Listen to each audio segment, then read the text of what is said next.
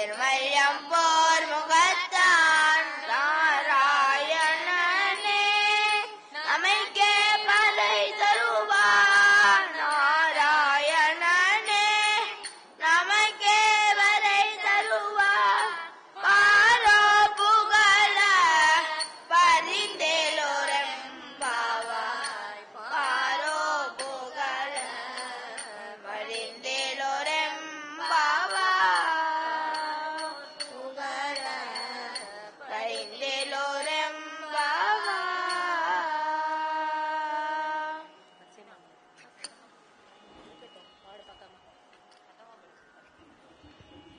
பச்சை மலை பொன்மேனி மலை பொன்மேனி மலை பொன்மேனி மலை பொன்மேனி மலை பொன்மேனி பவளவாய் பவள செங்கன் கமல செங்கன் கமல செங்கன் கமல செங்கன் கமல செங்கன் இச்சுவையா பெறரே அமரரே அமரரே அமரரே ஆயரே அமரரே ஆயதம் கொழுந்தை எண்ணம் கொழுந்தை எண்ணம் கொழுந்தை எண்ணம் கொழுந்தை எண்ணம் இச்சுவை தவிரையான் போய் தவிரையான் போய் தவிரையான் போய் தவிரையான் தவிரையான் போய் தவிரையான் போய் இந்திர லோகமாலும் லோகமாலும்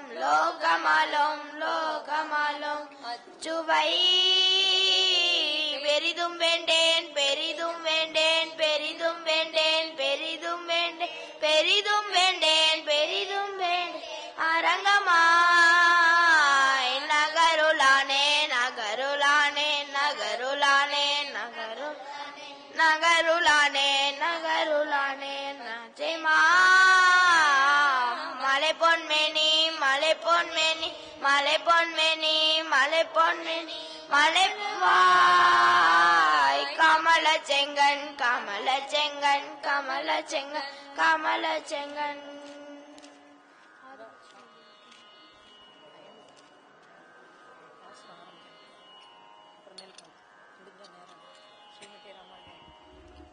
ஸ்ரீமதே ராமானுஜாய நமஹ. அல்வார் எம்பெருமானாஜிய ஜீவரிகளே சரணம்.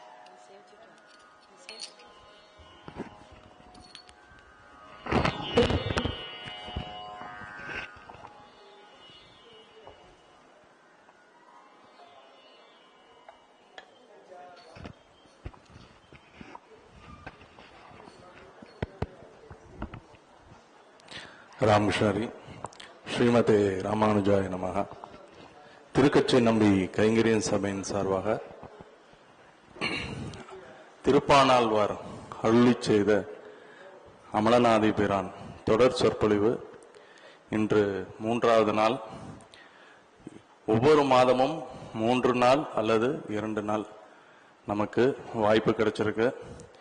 இந்த நிகழ்ச்சியை நடத்தி கொடுப்பதற்கு நமது ஸ்ரீமான் ஊவே பராசர பத்ரி நாராயண் பட்ரு சுவாமி அவர்கள் நமக்காண்டி எழுந்தருளி நமக்காண்டி நம்மளை திருப்பானாள் ஆழ்வாராய ஆக்கிறதுக்காண்டி நம்மளை கொண்டு வந்து இந்த இடத்துல ரங்கநாதரை எப்படி அடையணும் அப்படிங்கிறத நம்ம காமிக்கிறதுக்காண்டி சுவாமிகள் எழுந்தருளி இருக்கிறார். அவர்களை நமது திருக்கச்சி நம்பி கைங்கரின் சார்பாக வருக என்று வரவேற்கிறோம். அடுத்த மாதம் இதே மாதிரி எந்த தேதின்னு நாங்கள் சொல்கிறோம். மகால் எப்போ காலியாக இருக்குன்றதை பார்த்துட்டு நம்ம அதை 3 நாள் வைக்கிறதுக்கு ஏற்பாடு பண்ணுவோம். அந்த இது வந்துக்கும். அதோட மே மாதம் 1ஆம் தேதி அன்னைக்கு குருவாரமாக இருக்கு. அன்னைக்கு மாதாந்திர நட்சத்திரம் நம்ம திருக்கச்சி நம்பிகளுக்கு மிருகசீஷ நட்சத்திரம் வருது. நம்ம வருஷத்துல ஒரு நாள் நம்ம சன்னதியில நம்ம முன்னோர்கள் கொண்டாடி வந்துட்டு இருந்ததை நம்ம ஒவ்வொரு வருஷமும் இதை செயல்படுத்திட்டு வந்துட்டு இருக்கோம். போன வருஷம் நம்ம அந்த நிகழ்ச்சியை அவரோட இதை அங்கே நம்ம அனுஷ்டானம் பண்ணியிருந்தாலும் அந்த நிகழ்ச்சியை இங்கே வச்சு நம்ம பூர்த்தி பண்ணோம். ஆனா அவரோட நட்சத்திரத்தப்ப நம்ம சபையின் சார்பாக அங்கே உற்சவம் ஏற்பாடு பண்ணி அந்த நிகழ்ச்சியெல்லாம் நடந்தது. இந்த வருஷம் அங்கேயே எல்லாமே ஏற்பாடாயிருக்கு. காலையில திருமஞ்சனம், கோஷ்டி இருக்கு. தொடர்ந்து சோழிங்கநல்லூர், அவர் பேர் என்ன, மாமா ஸ்ரீனிவாசன் அவங்களோட பஜனை இருக்கு.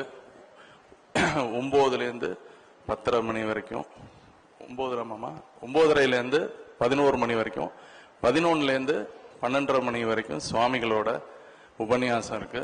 அது முடிச்சோடனே தீபார்த்தனை எல்லாம் பார்த்துட்டு எல்லாருக்கும் ததியாதரணம் இங்கே ஏற்பாடாயிருக்கு.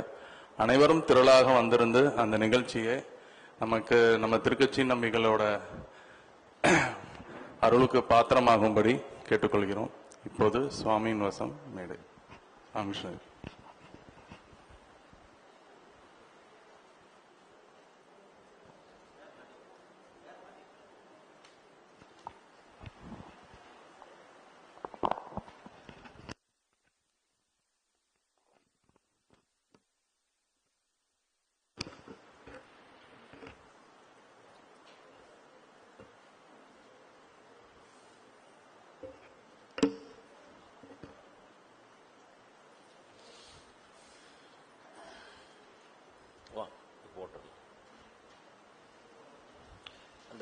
அந்த பேப்பர் வந்து புதுசா வரவங்களுக்கு கொடுக்கறதுக்கு கேட்டே அங்க கொடுத்து வச்சுக்கோங்க. அந்த அந்த இப்போ புதுசா வந்து உட்கார்றவங்களுக்கும் அந்த பேப்பர் கொடுக்கறதுக்கு பிளான் பண்ணிக்கோங்க. நாராயண ஹரி நாராயண.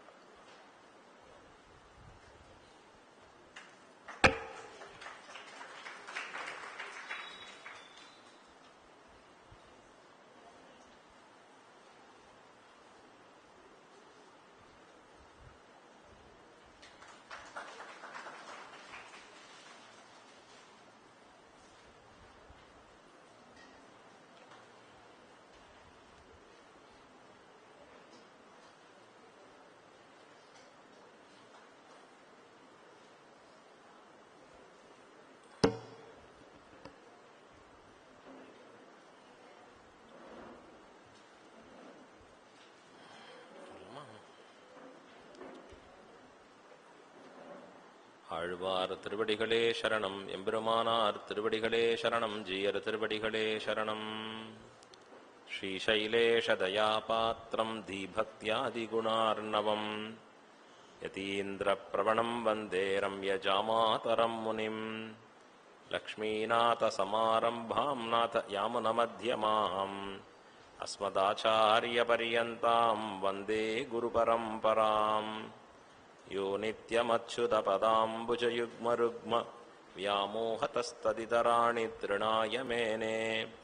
अस्मद्गुरोर्भगवतोऽस्य दयैकसिन्धोः रामानुजस्य चरणौ शरणं प्रपद्ये.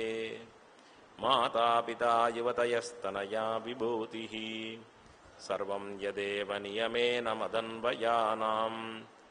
आद्यस्य न कुलपतेर्वकुलाभिरामम् श्रीमत्तदङ्घ्रियुगलं प्रणमामि मूर्ध्ना. भूतं सरश्च महताह्वयभट्टनाथ श्रीभक्तिसारकुलशेखरयोगिवाहान् भक्ताङ्घ्रिरेणुपरकालयतीन्द्रमिश्रान् श्रीमत्पराङ्कुशमुनिं प्रणतोऽस्मि नित्यम्. नमः श्रीरङ्गनायक्यैः यद्ब्रूविभ्रमभेदतः ईशेषितव्यवैषम्यनिम्नोन्नतमिदं जगत्. श्रीस्तनाभरणं तेजः श्रीरङ्गेशयमाश्रये. चिन्तामणिमिवोद्ध्वान्तम् उत्सङ्के अनन्तभोगिनः.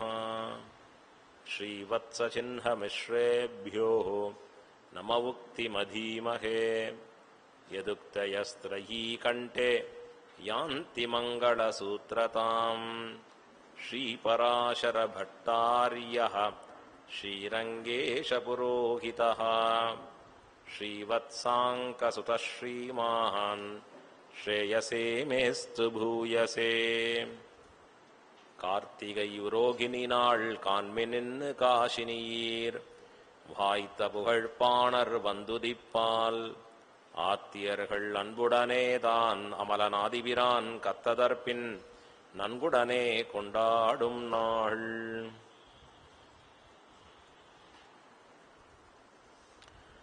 ஸ்ரீரங்கநாதனுடைய திவ்ய கட்டாட்சம், ஆழ்வார்களில் ஸ்ரீரங்கநாதனை பூர்த்தியாக அனுபவித்து 10 பாசுரங்களாலே உயர்ந்திருக்கக்கூடிய கருத்துக்களை நமக்கு அனுகிரகித்திருக்கக்கூடிய திருப்பான் ஆழ்வார், அவர் அருளி செய்திருக்கக்கூடிய அமலனாதிபிரான் அப்படிங்கிற அற்புதமான ஒரு திவ்ய பிரபந்தம். அதனுடைய அர்த்த விசேஷங்களைத்தான் நாம் கற்க தொடங்கி இருக்கிறோம். அழகா ஆச்சாரியர்கள்ட்ட அர்த்த விசேஷங்கள் கற்கணும் அப்படின்னு சொல்லணும்னா அதற்குன்னு ஒரு சில முறைகள் உண்டு. அந்த முறையை பின்பற்றி தான் நாம் கற்க வேணும். அப்படிதான் ஆச்சாரியர்கள் நமக்கு சொல்லி கொடுத்துருக்க அழகா. இப்ப ஏன் கீழே உட்கார வேண்டியவர்கள் மேல உட்கார வேண்டியவர்கள்னு பிரிக்கணும் அப்படின்னா, சொல்ற குரு மேலேந்து சொல்லணும், கேட்கிற சிஷ்யர்கள் கீழேந்து கேட்கணும். அதனால தான் சேருக்கு மேல கூட கொஞ்சம் மேஜை அதிகமா படுத்திருக்கா. தேஷாம் துவயாசனேன பிரஸ்வசிதவ்யம் சாஸ்திரம் சொல்றது அழகா. ஒரே மாதிரி நிலையில அமர்ந்து கொண்டு கேட்பது என்பது, வித்யை பெறுவது என்பது கூடாது அப்படின்னு சாஸ்திரம் சொல்லி கொடுத்துருக்கு. பல கிரமங்களை சொல்லி கொடுக்கிறது சாஸ்திரம். அது வேதத்திலேயும் ஸ்மிருதிகள்லேயும் அதை தாண்டி இருக்கக்கூடிய இதிகாச புராணங்கள்லேயும் பல இடங்கள்ல நமக்கு ஸ்பஷ்டமா தெரியும். ஆச்சாரிய தேவோ பவ, ஆச்சாரியனை தேவனாக வரித்தல் அப்படின்னா எப்படியெல்லாம் இருக்கணும் ஆச்சாரியனிடத்திலே, ஒரு குருவிடத்திலே நீ எப்படியெல்லாம் சென்று சிஸ்ரூஷ பெற வேணும், இதெல்லாம் அழகா ஸ்மிருதிகள்ல விதிகளாக சொல்றது. இதிகாச புராணங்கள்ல அதை நடத்தைகளாக நடந்து காண்பிக்கிறார். எப்படி நடக்கணுங்கிறத சொல்லி காண்பிக்கிற அழகா. எம்பெருமான் போய் வசிஷ்டரிடத்திலே சேவை செய்கிறான். விஸ்வாமித்திரருக்கு அடிபணிந்து அவன் கைங்கரியங்களை பண்ணுகிறான். அவர் சொல்ற வார்த்தைப்படி கேட்டு நடக்கிறான். அப்படிதான் ஒரு குரு, அந்த குருக்கு ஆட்பட்டு இருக்கக்கூடிய சிஷ்யன். குருவிடத்திலிருந்து ஒரு சிஷ்யன் வித்யை பெற வேணும் அப்படின்னு சொன்னா அந்த குருவினுடைய உள்ளம் உகக்கும்படியாக நடந்து அவர் திருவருள் பெற்று இவன் அர்த்த விசேஷங்களை கிரகணம் பண்ணணும். இதத்தான் சாஸ்திரம் நமக்கு சொல்லி கொடுக்கறது அழகா. விஷ்ணு புராணத்துல ரொம்ப அற்புதமான விஷயங்கள்.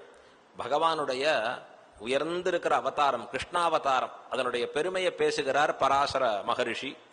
இப்ப கிருஷ்ணாவதாரத்திலே தேவகியானவள் எம்பெருமானை கருவுற்று இருக்கிறாள்.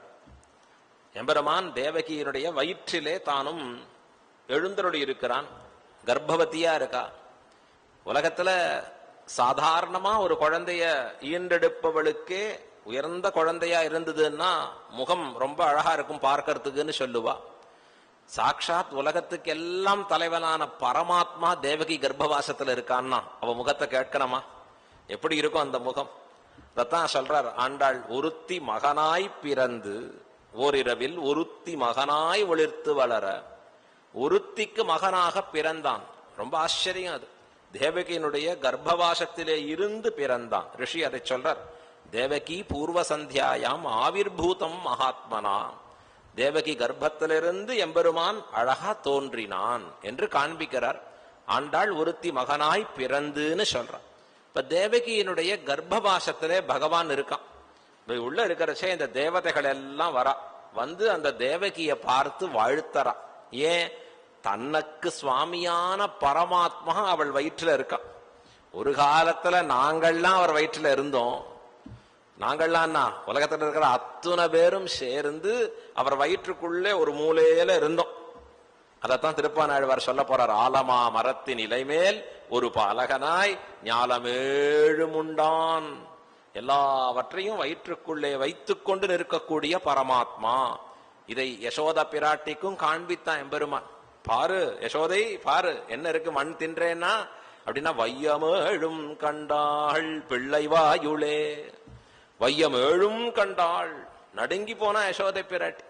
ஒரு காலத்துல அவர் வயிற்றுல நாமெல்லாம் குடிகொண்டிருந்தோம். இன்னைக்கு என்ன ஆச்சரியம் தேவகி, உன் வயிற்றிலே அவர் குடிகொள்கிறாரே. என்ன அற்புதம் இது! உலகத்தெல்லாம் வயிற்றில சுமந்தவர் இன்னைக்கு அவரை நீ வயிற்றிலே சுமக்கிறாய். எப்படிப்பட்ட பாக்கியம் இது! அப்ப முகம் எப்படி இருக்கணும் அந்த தேவகிக்கு? இத பார்த்த தேவதைகள் எல்லாம் சூழ்ந்திருந்து அந்த தேவகியை வாழ்த்துகிறார்கள். அதற்குனே ஒரு பதிகம் இருக்கு, ஸ்லோகங்கள் அங்கேயே சொல்லப்படுறது ரொம்ப ஆச்சரியமா. அப்ப சொல்றச்சே அந்த அத்தியாயத்துல தேவகியை கொண்டாடக்கூடியவர்கள் சொல்றா, நீ எப்படி தெரியுமா இருக்கமா, நீ எப்படி தெரியுமா இருக்க. இப்ப சொல்றேன் கேளு. ஒரு சூக்ஷ்மமான பிரகிருதி, அந்த சூக்ஷ்மமாக இருக்கக்கூடியதுலதான் இவ்வளவு பெருசா இந்த உலகமே தோன்றி இருக்கிறது. பகவான் அப்படிதான் அந்த சூக்ஷ்மத்துக்குள்ளே புகுந்து தத் சிருஷ்டுவா ததேவானுப்ராவிஷத் ததனுப்ரவிஷ்ய வேதம் சொல்றது. எம்பெருமான் உள்ள புகுந்து அதை அப்படி பெருசா ஆக்கும்படியாக இருக்கிறானா. இப்ப உலகத்துல நாம் கண் பார்க்கிற மாதிரி பெருசா இருக்கும்படியா இருந்தான். அப்ப எப்படி ஒரு சூக்ஷ்மமாக இருக்கக்கூடிய பிரகிருதிக்குள்ளே ஸ்தூலமானதெல்லாம் உள்ளடங்கி இருக்கோ, இத சொன்னா நமக்கு புரியாது. இன்னொன்னு சொல்றார், எப்படி ஒரு விதையின்குள்ளே ஆலமா மரமே பெருசா உள்ள இருக்கோ, அப்படி எல்லாம் சொல்லிட்டு வர்றார் அழகா. எப்படி ஒரு பிரணவத்திற்குள்ளே, பிரணவம்ங்கிற மூன்று எழுத்தின் சேர்த்தி தான் ஒரு எழுத்து பிரணவம்னு சொல்லக்கூடியது, அதற்குள்ளே வேதமே உள்ளடங்கி இருக்கிறதோ அத போல இருக்கமா தேவகி நீ. எப்படி ஆச்சரியம் தெரியுமா நீ இருக்கிறது அப்படின்னு சொல்லி இன்னொரு முக்கியமான இடத்த சொல்றார். அதுதான் இங்க நமக்கு வேண்டியது. இது எப்படி தெரியுமா இருக்கும். அதுக்கு முன்னாடி இன்னொரு உதாரணம் சொல்றேன். அரணிக்கட்டைக்குள்ளே இருக்கக்கூடிய நெருப்பு போலே, அரணிக்கட்டை எப்படி தேய்ச்சா அங்கேருந்து கிளம்பி வரும் நெருப்பு அழகா. ஆனா கண்ணில் பார்த்தா தெரியுமா, தெரியாது. இப்ப தேவகியினுடைய கர்ப்பவாசத்துல பகவான் இருக்கான், அரணிக்கட்டையா இருக்காளாம், உள்ள அக்னியா எம்பெருமான் உள்ள எழுந்தருளி இருக்கிறான். அடுத்தது ஒண்ணு சொல்றா, ரொம்ப அற்புதமான வார்த்தை இது அந்த தேவர்கள் சொல்றது. குரு சிஸ்ரூஷைக்குள்ளே அடங்கி இருக்கக்கூடிய ஞானம் போலே. குரு சிஸ்ரூஷை பண்ணுகிறானே இவன், அந்த குருவுக்கு வேண்டிய பணிவிடைகள் எல்லாம் செய்து நிற்கிறானே, அந்த பணிவிடையால என்ன பயன் அப்படின்னா, அந்த பணிவிடையில தான் ஞானமே அடங்கி இருக்கு. அதற்குள்ளதான் ஞானம் உள்ள பூர்த்தியா இருக்கான். அதனாலதான் எம்பெருமானார் 5 ஆச்சாரியர்களுக்கு கைங்கரியம் செய்தார். எப்படியெல்லாம் கைங்கரியம் பண்ணார், ஆச்சரியமான கைங்கரியம். திருவரங்கத்து அரையர்ன்னு இருக்கார் கோயில், திருவரங்க பெருமாள் அரையர். இந்த சுவாமிக்கு நாள்தோறும் பாலமுது காட்சி கொண்டு வந்து கொடுப்பார் எம்பெருமானார். காட்சி கொடுக்கறச்சு எத்தனை பெரிய கைங்கரியம். யாதவ பிரகாசனுக்கு அவனுடைய உடம்பை என்ன தேய்ச்சி விடுறார் சுவாமி அழகா அங்கே. இப்ப எத்தனை கைங்கரியம் பண்ணினார். அந்த கைங்கரியத்துக்குள்ளே குருவின் சுশ্ரூஷைக்குள்ளே அடங்கி இருக்கக்கூடிய ஞானம் போலே. அதுதான் கீதையில சொல்றான், தத்வித்தி பிரணிபாதேன பரிபிருஷ்ணேன சேவையா என்ற வார்த்தையை எம்பெருமான் உதாகரிக்கிறான். இன்னைக்கு என்ன ஆச்சுனர், எல்லாம் விஸ்டமா நாலேஜா வருதான்னா, அவர் பாட்டுக்கு ஒண்ணு சொல்லுவார், இவன் பாட்டுக்கு எதையோ படிப்பான். எக்ஸாம் ஒண்ணு வருமே, அது வேற ஒன்னு எழுதிட்டு வந்துருவோம். யாருக்கு கஷ்டம், நான் திருத்துறவாளுக்கு தான் கஷ்டம். அவன் சொல்றார், நான் திருப்பி திருப்பி படிச்சு பாக்கறச்சே. இப்ப போயிருந்த ஒரு ஊர்ல என்ன சம்பந்தமே இல்லையே, சப்ஜெக்ட்லயே வரலையே, ஏதோ அழகா இவன் பாட்டுக்கு, ஆனா வரிகள்லாம் அழகா இருக்கே. அப்புறம் பக்கத்துல சொன்னார், இது தெரியலையா, இதான் சினிமா பாட்டுன்னார். அங்கே அவனுக்கு ஆன்சர் தெரியலன்னா இப்படி எழுதி முடிச்சுடுறான், அதை ஃபில்லப் பண்ணிடுறான். இவாளும் ஃபில்லப் பண்ணாங்கிறதுக்காக மார்க்க போட்டுடுறான். ஆனா இப்படி இல்ல.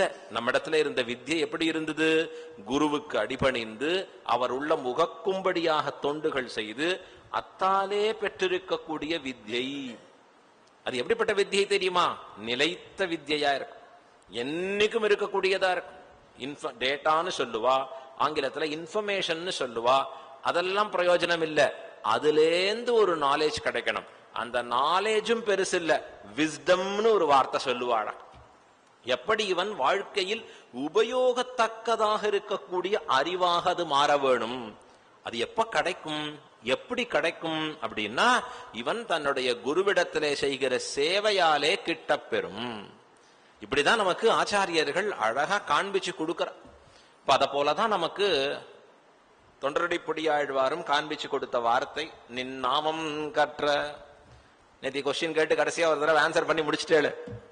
நின் நாமம் கற்ற அப்படின்னு காண்பிச்சாரே. கற்ற என்றால் ஆச்சாரிய உச்சாரண, சிஷ்யன் அனுச்சாரணம். ஆச்சாரியன் சொல்லி கொடுக்கணும், திரும்பி சிஷ்யன் அதை மீண்டும் சொல்லி கற்க வேணும். இப்படிங்கிறதான் ஒரு கிரமத்தை காண்பிச்சிருக்கிறார். ஏன் பகவன் நாமாதான, எனக்கு என்ன தெரியாதான, ரொம்ப சுலபமாச்சே. நாராயணா, கோவிந்தா, கிருஷ்ணா, மாதவா, எதை வேணா இப்படி வேணா சொல்லிட்டே இருக்கலாமே அப்படின்னா, அந்த சொல்லக்கூடிய திருநாமத்திற்கு, சொல்லக்கூடிய திருநாமத்திலே எம்பெருமான் உட்கார்ந்து இருக்கணும்னு சொன்னா அது ஆச்சாரியன் மூலமா வந்து இருக்கணும். இல்ல வெறும் அது நாமமா இருக்கும். ஆச்சாரியன் கொடுத்து வந்ததா இருந்ததுன்னா அப்ப அதற்குண்டான ஏற்றம் தனிப்பட்டதாக இருக்கும்.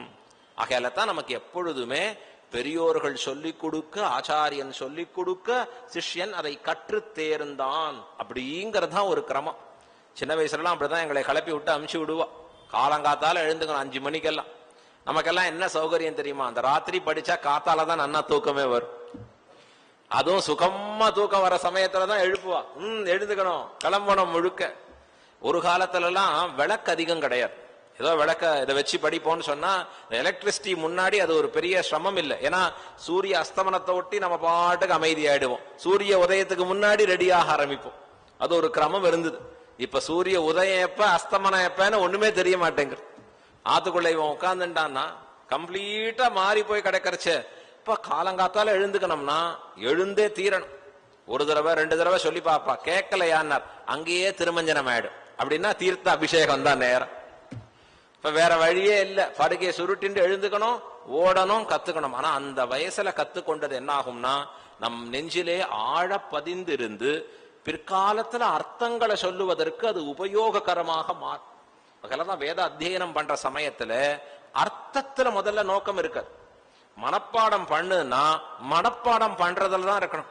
வாத்தியார் என்ன சொல்லி தராரோ அதைத்தான் பிருகுர்வைவாருணிஹி பிருகுர்வைவாருணிஹி சொன்னதை அப்படியே சொல்லணும் திருப்பி. அதுக்கு என்ன அர்த்தம் யோசிக்க கூடாது. எப்ப யோசிக்கணும்னா அது நல்ல மனப்பாடம் ஆன பிறகு அப்புறம் அர்த்த விசேஷங்களை கேட்கறான் பாருங்க, அப்பதான் அந்த அர்த்தங்களை கேட்க ஆரம்பிக்க வேணும். பதம் பிரிக்கணும், என்ன பொருள்னு பார்க்கணும், அந்த அர்த்தங்களை உள்வாங்கணும். இவன் பாட்டுக்கு மனப்பாடம் பண்றச்சே அர்த்தம் உள்வாங்கினான்னா இருக்கிறதும் மறந்து போயிடும், சொல்ற பதம் மாறி போயிடும். இப்படி சொல்லலாமா, ஆதிபிரான் அமலனமா இல்ல அமலன ஆதிபிரானா, அர்த்தம் மனசுக்குள்ள ஓடித்துன்னா. அதனாலதான் முதல்ல அர்த்தம் ஓடாம மனப்பாடம் பண்றது. வேதத்தை என்ன சொல்லுவா முதல்ல, சப்த ராசி கிரகணம்னு பேர். சப்த ராசிகள் அப்படின்னா இருக்கிற சப்தங்களை அப்படியே உள்வாங்கி மனதிலே அடக்கி வைக்க வேணும். வேதத்துல வரைச்ச சொல்லுவா கணபாட்டின்னு சொல்லுவா. அதெல்லாம் அந்த சுவாமிகள்லாம் கணாந்தம் வாசிருக்கா, அவர் பெரிய கணபாட்டி. இவனுக்கு இந்த அர்த்தமே மாறி, கணபாடினா கொஞ்சம் பெருசா இருப்பார் போல் இருக்காதா? இல்ல, கணம் வரைக்கும் அப்படின்னா வேதத்துல பல விஷயங்கள் இருக்கு. சம்ஹிதை பூர்த்தியாகி அதற்கு மேல இருக்கு பத கிரம ஜட கணன்னு அதை பிரிச்சு பிரிச்சு பிரிச்சு சொல்லக்கூடிய அழகு. அதெல்லாம் மனப்பாடம் பண்ணி வைத்து கொண்டு இருக்கிறதுன்னு இருக்கு. இப்ப என்ன ஆயிடும், ஒரு கம்ப்யூட்டர் மாதிரி இருப்பான்னு அர்த்தம் அவர். அந்த மாதிரி சொல்லுவதற்குண்டான சாமர்த்தியம் அந்த அளவுக்கு நாம் ஆர்வமோ இல்லையோ கொஞ்சமாவது அமலநாதிபிரான் தப்பு இல்லாம படிக்கிறதுக்கு. ஏன்னா அர்த்த விசேஷங்களை பார்க்க போறோம். திருப்பானாடு அருளி செய்திருக்கக்கூடியதை இப்ப அர்த்த விசேஷங்களை பார்க்க போறோம்னா ஓரளவாவது அந்த பாசுரத்தினுடைய ஒரு அடிப்படையான விஷயங்கள் அப்படின்னா எப்படி பதம் பிரிக்கணும், அதை எப்படி சொல்லணும் அப்படிங்கறதாவது தெரியணும். அந்த காலத்துல ஒரு உதாரணம் சொல்லுவா, சுக்கு மிளகு திப்பிலின்னா எப்படிடா பிரிச்சானா, சுக்குமி லகுதி பிலின்னா எப்படிடா எந்த இடத்துல கோடு போடணும்னு தெரியல, அவ்வளவுதான். அந்த இடத்துல அவன் பாட்டுக்கு சொல்லி முடிச்சான்னா அது அர்த்தமே மாறி போகிறா போலே. அந்த மாதிரி ஆகக்கூடாதுங்கிறதுக்காக எல்லாருக்கும் இப்ப கையில இதை ஒண்ணு கொடுத்துருக்கோம் அழகா. இது பொது தனியன், எந்த தனியன் அனுசந்தானம் பண்ணணுமோ அந்த தனியன்கள் எல்லாம் முதல்ல. அதன் பிறகு நாம் அர்த்தம் பார்க்கக்கூடிய அமலநாதிபிரான் என்கிற திவ்ய பிரபந்தத்தினுடைய 10 பாசுரங்கள் காட்டப்பட்டிருக்கின்றன. அடுத்த வரைச்சே ஏதாவது நோட்ஸ் எழுதுறதுக்கும் கொடுக்கலாமா அப்படிங்கறதையும் யோசிக்கணும் அழகா. இப்ப முதல்ல இந்த பாசுரங்களை ஓரளவு சந்தை சொல்லி வைப்போம், கேட்டுட்டு நாம் அதுல அர்த்த விசேஷங்களுக்குள்ள நுழையலாம். முதல்ல சொல்லப்பட்ட பொது தனியன்கள், இந்த சம்ஸ்கிருதத்திலேயே இருக்கக்கூடிய தனியன்களை அப்படியே நேற்றைய தினமே சொன்னேன். ஒரு முறை சொன்னா அதற்கு 2 முறை திருப்பி சொன்னா போறோம். தமிழ்ல இருக்கக்கூடியதை மட்டும் 3 முறை நாம திருப்பி சொல்லணும். சம்ஸ்கிருதம்ங்கிறதுனாலே 2 முறை திருப்பி சொன்னா போறோம். தமிழ் அப்படின்னு சொன்னா திவ்யபிரபந்தம் வரைச்சே, அதாவது காட்டவே கண்ட பாத தொடங்கி அது தமிழ அப்படின்னு ஒரு முறை சொன்னா மீண்டும் 3 முறை நீங்கள் சொல்ல வேண்டும். இப்ப முதல்ல பொது தனியன்கள்ல இருந்தே சொல்ல ஆரம்பிச்சிருவோம். எல்லார் கையிலையும் இந்த பேப்பர் வந்திருக்கும். அமலநாதிபிரானே இப்ப உங்க கையில தவழ்ந்திருக்கும் அப்படின்னு நினைக்கிறோம் அழகா. அங்கேருந்து இப்ப நாம சொல்ல ஆரம்பிக்கலாம். அப்படின்னு ஒரு முறை சொல்ல நீங்கள் 2 முறை அதை திருப்பி சொல்ல வேண்டும்படியாக பிரார்த்திக்கணும். ஆழ்வார் திருவடிகளே சரணம், எம்பெருமானார் திருவடிகளே சரணம், ஜீயர் திருவடிகளே சரணம். ஸ்ரீ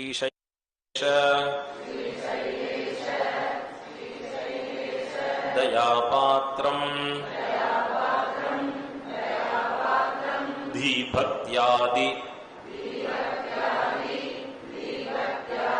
குணார்ணவம்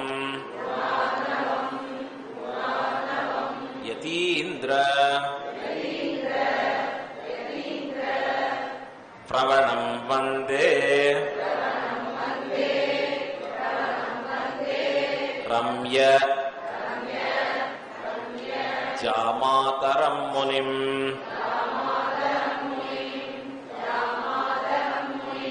லக்ஷ்மீநாத சமாரம்பாம் நாத யாமுன மத்யமாம்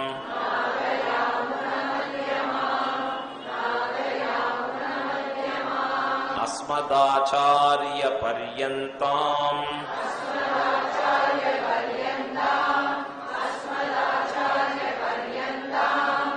வந்தே குரு பரம்பராம்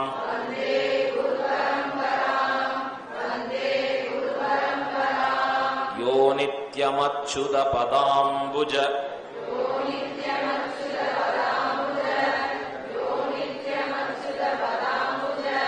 யுக்ம ருக்ம வியாமோஹதஹ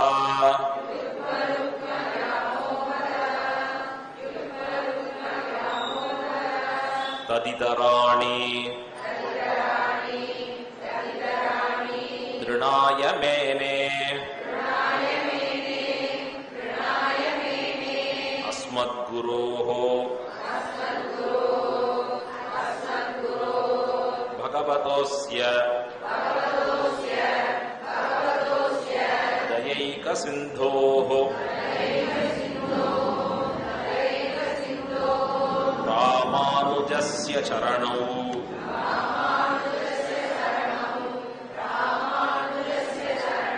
शरणं प्रपद्ये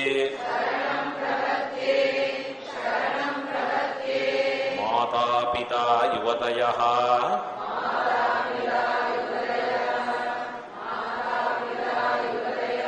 तनया विभूतिः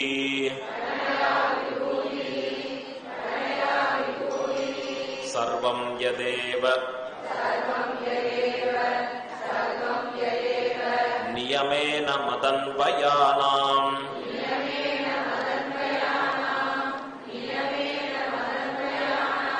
आद्यस्य नः कुलपतेः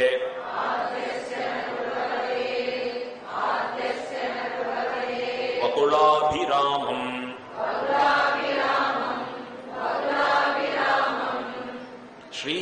श्रीमत्तदङ्घ्रियुगलम्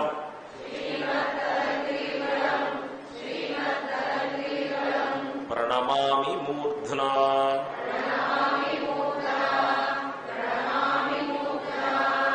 भूतं सरश्च महताह्वय भट्टनाथ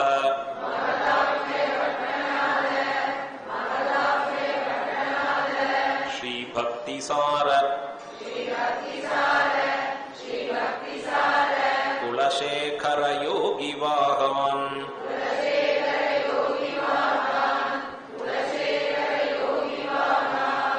भक्ताङ्घ्रिरेणु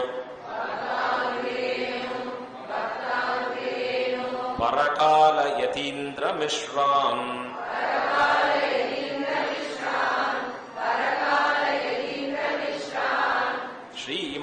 श्रीमत्पराङ्कुशमुनिम्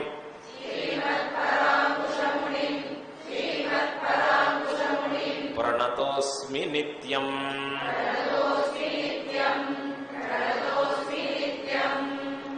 திருப்பானாழ்வார் அமல்நாத பிரான் தனியன் கழிப்ப ஆபாதசூடம்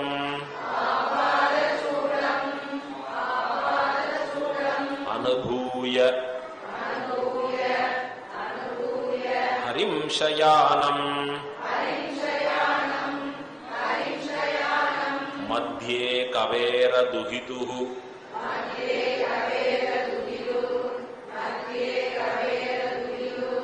முதிதாந்தராத்மா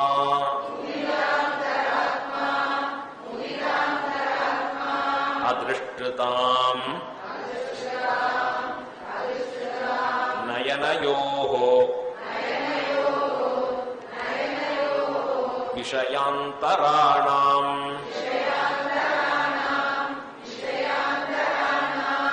யோ நிச்சிகாய மனவை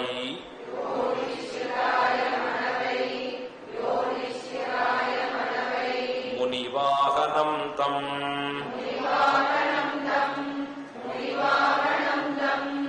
காட்டவே கண்ட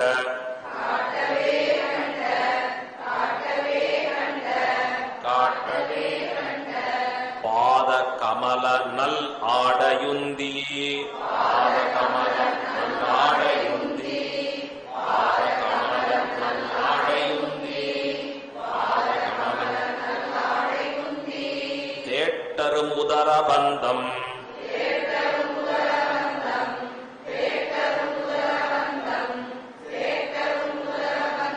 திருமார்பு கண்டம் செவ்வாய்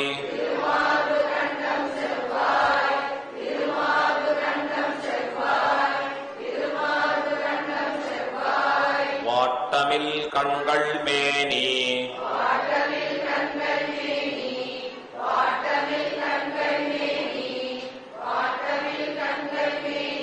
முனியேறி தனி புகுந்து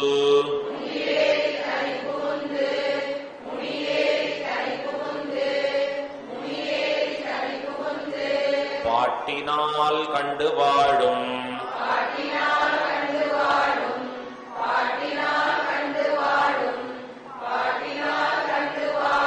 பாணர்தாள் பரவினோமே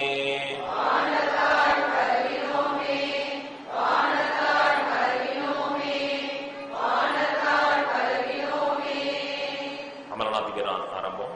அமலன் ஆதிபிரான்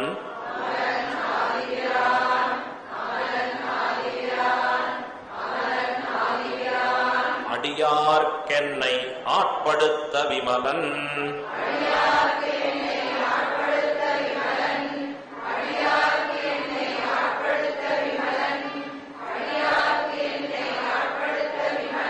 விண்ணவர்கோன்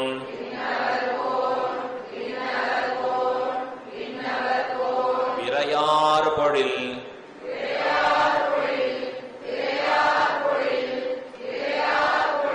வேங்கடவன்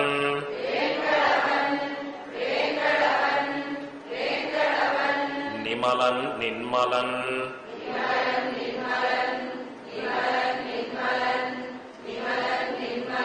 நீதிவானவன்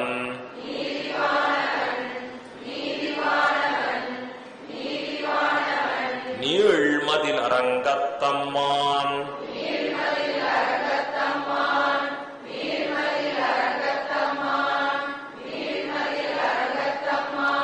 திருக்கமல பாதம் வந்து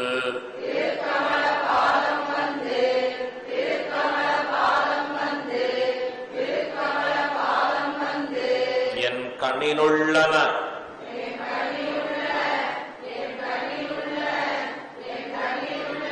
ஒக்கின்றதே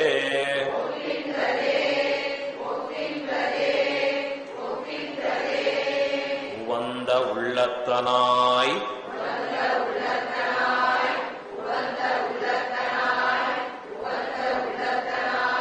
உலகமளந்து அண்டமுற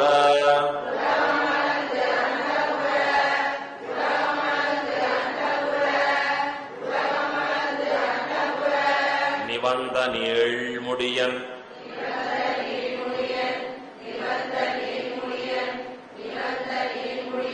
அன்று நேர்ந்த நிசாசரரை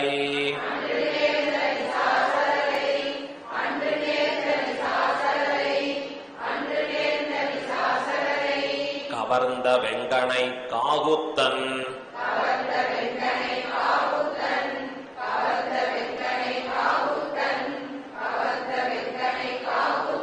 கடியார் பொழில் அரங்கத்தம்மான்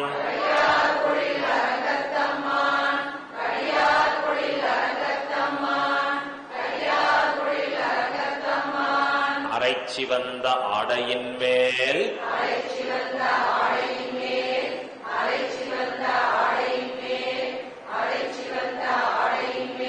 சென்றதாம் என சிந்தனையே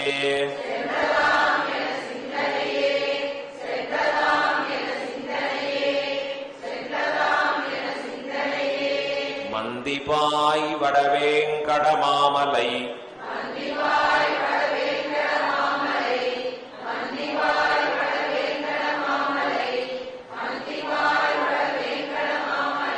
வானவர்கள் சந்தி செய்ய நின்னான்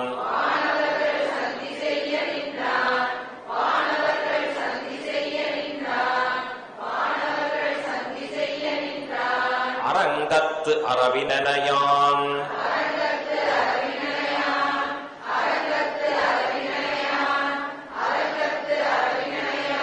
அந்தி போல் நிறத்தாடையும்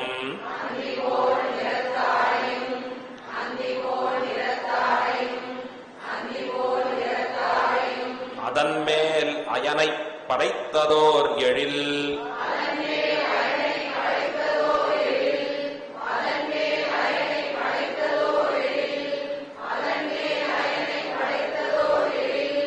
உந்தி மேலதன்றோ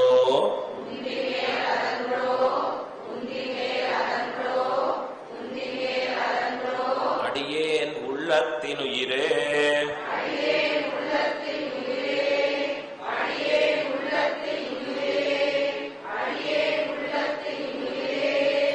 சதுரமா மதில் சூழ்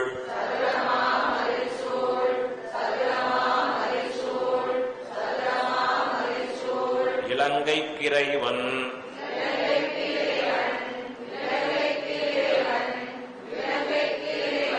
தலை பத்துதிர ஓட்டி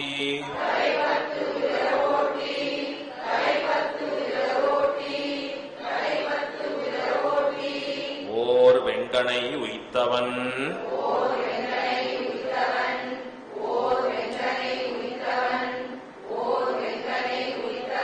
ஓதவண்ணன்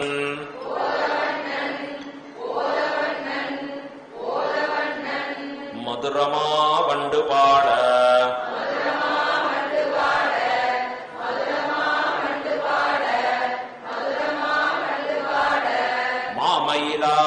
மாமயிலாடரங்கத்தம்மான்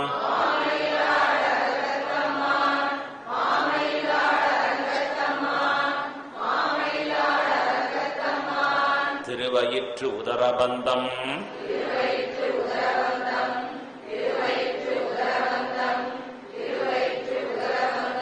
என் உள்ளத்துள் நின்று உலாகின்னதே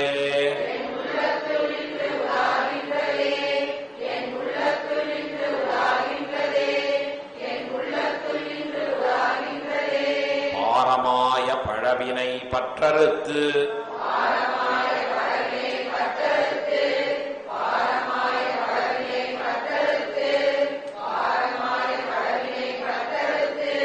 என்னை தன் வாரமாக்கி வைத்தான்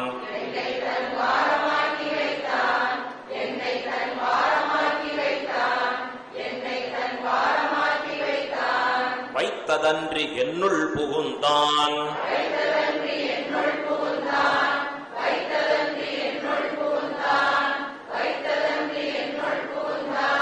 கோர மாதவம்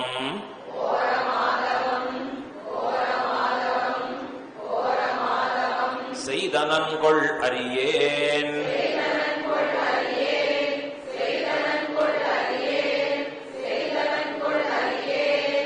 அரங்கத்தம்மான்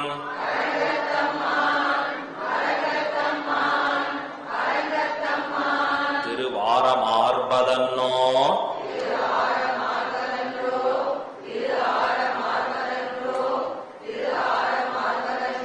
அடியேனை ஆட்கொண்டதே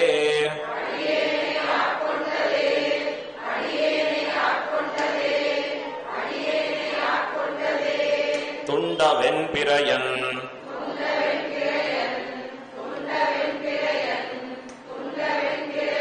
துயர் தீர்த்தவன்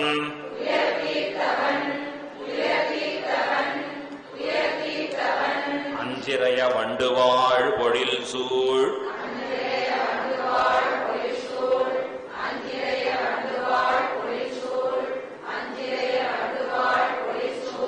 அரங்கநகர் மேயவப்பன்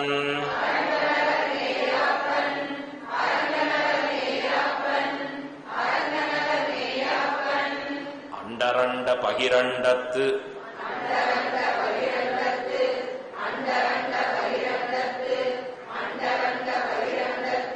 ஒரு மாநிலம் எழுமால் வரை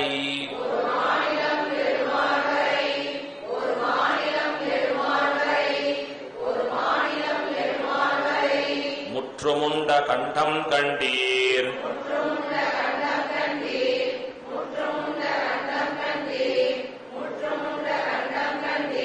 அடியேனை உய்யக் கொண்டதே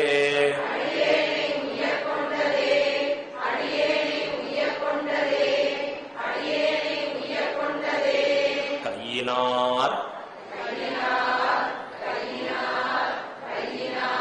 சுரிசங்கனல் ஆழியர்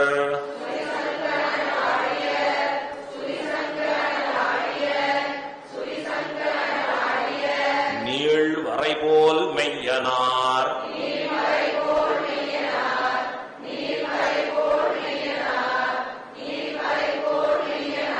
துளப விரையார்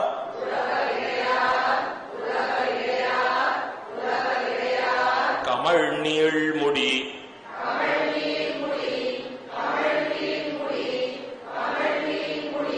எம் ஐயனார்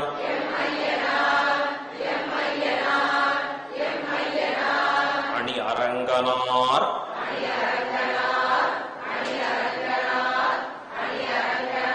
அரவின் அணை மிசைமேய மாயனார்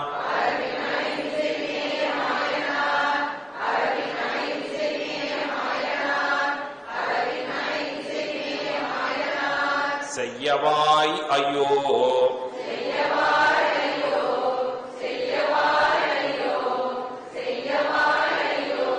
என்னை சிந்தை கவர்ந்ததுவே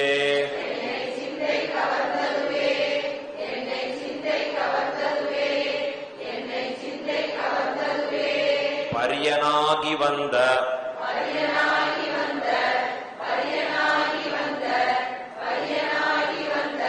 அவுணன் உடல் கீண்ட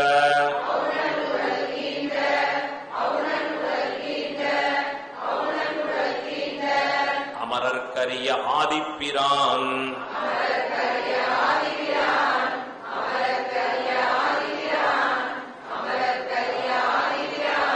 அரங்கத்தமலன் முகத்து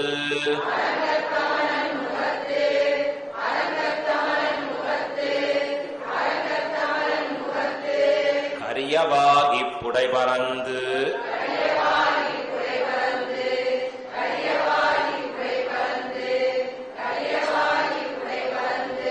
மிளிர்ந்து செவ்வரியோடி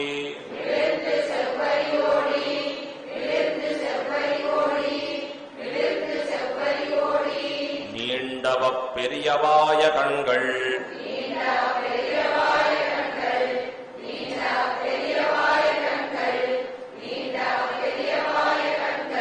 என்னை பேதமை செய்தனவே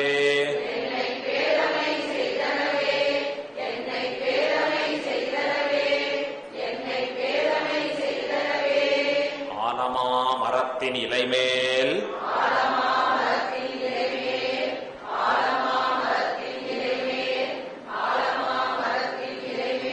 ஒரு பாலகனாய்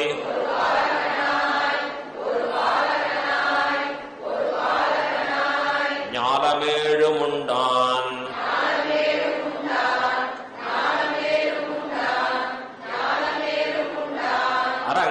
அரங்கத்தரவினனையான்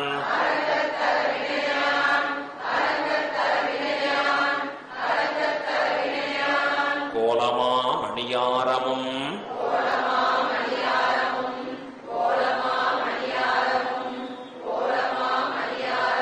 முத்துத்தாமமும்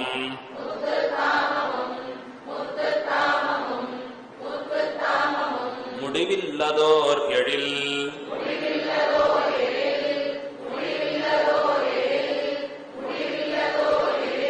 நீலமேனி ஐயோ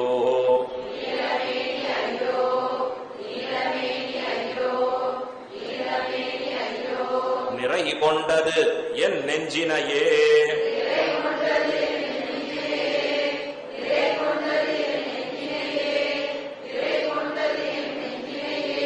கொண்டல் வண்ணனை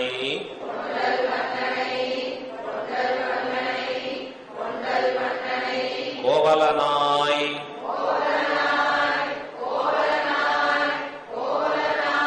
வெண்ணையுண்டவாயன்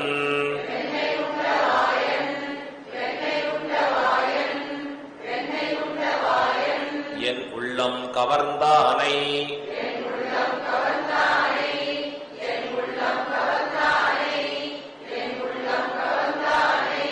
அண்டர்கோன் அணியரங்கன்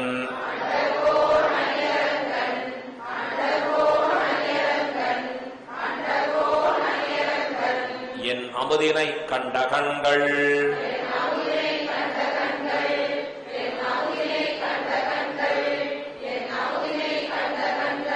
மற்றொன்றினை காணாவே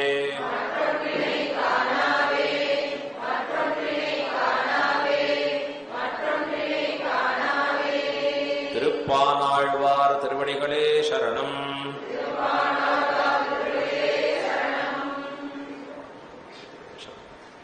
ரொம்ப அழகா சொன்னேன், எல்லாருமே அற்புதமா. தொடர்ந்து இதை சொல்லிட்டே இருந்தா இந்த பாசுரங்கள் நமக்கு மனப்பாடம் ஆயிடும். மனப்பாடம் ஆச்சுன்னா அர்த்த கேட்கறது நமக்கு ரொம்ப சுலபம். அவ்வளவுதான். இத வீடியோ இதை மட்டும் கட் பண்ணி கூட தனியா நமக்கு வச்சுக்கலாம். வச்சுட்டோம்னா அழகா இந்த வீடியோவோ ஆடியோவோ வச்சுட்டா நம்ம ஆத்துல கூட தொடர்ந்து அதை சொல்லி பாக்குறச்சே 10 பாசுரம் இருக்கிறதுலே குறைச்சலா சொல்லியிருக்கிற ஆழ்வார் இவர் தான் 10 பாசுரங்களை. இந்த 10 பாசுரங்கள் மனப்பாடம் ஆவதுங்கிறது ரொம்ப சுலபம். இப்போ ஒரு வேறு உலகத்துக்கு வரணும். நீங்களாம் அமுதகானமா சொன்னதை கேட்டு இப்ப அடுத்தது இப்ப அடியன் சொல்லக்கூடியதற்கு வரணும். அழகா ஸ்ரீ திருப்பானாழ்வாருடைய மேன்மையை பலவாறாக ஆச்சாரியர்கள் விவரித்திருக்கிறார்கள். ஆழ்வார்கள்னு சொன்னாலே அவர்கள் திருவவதாரம் போற்றத் தகுந்ததாக இருக்கக்கூடிய அவதாரம். அது அவதாரம்னு சொல்றோம். பகவான் எப்படி இந்த நிலவுலகிலே தான் தோன்றுகிறாரோ அவதரதி அப்படின்னு பேர்.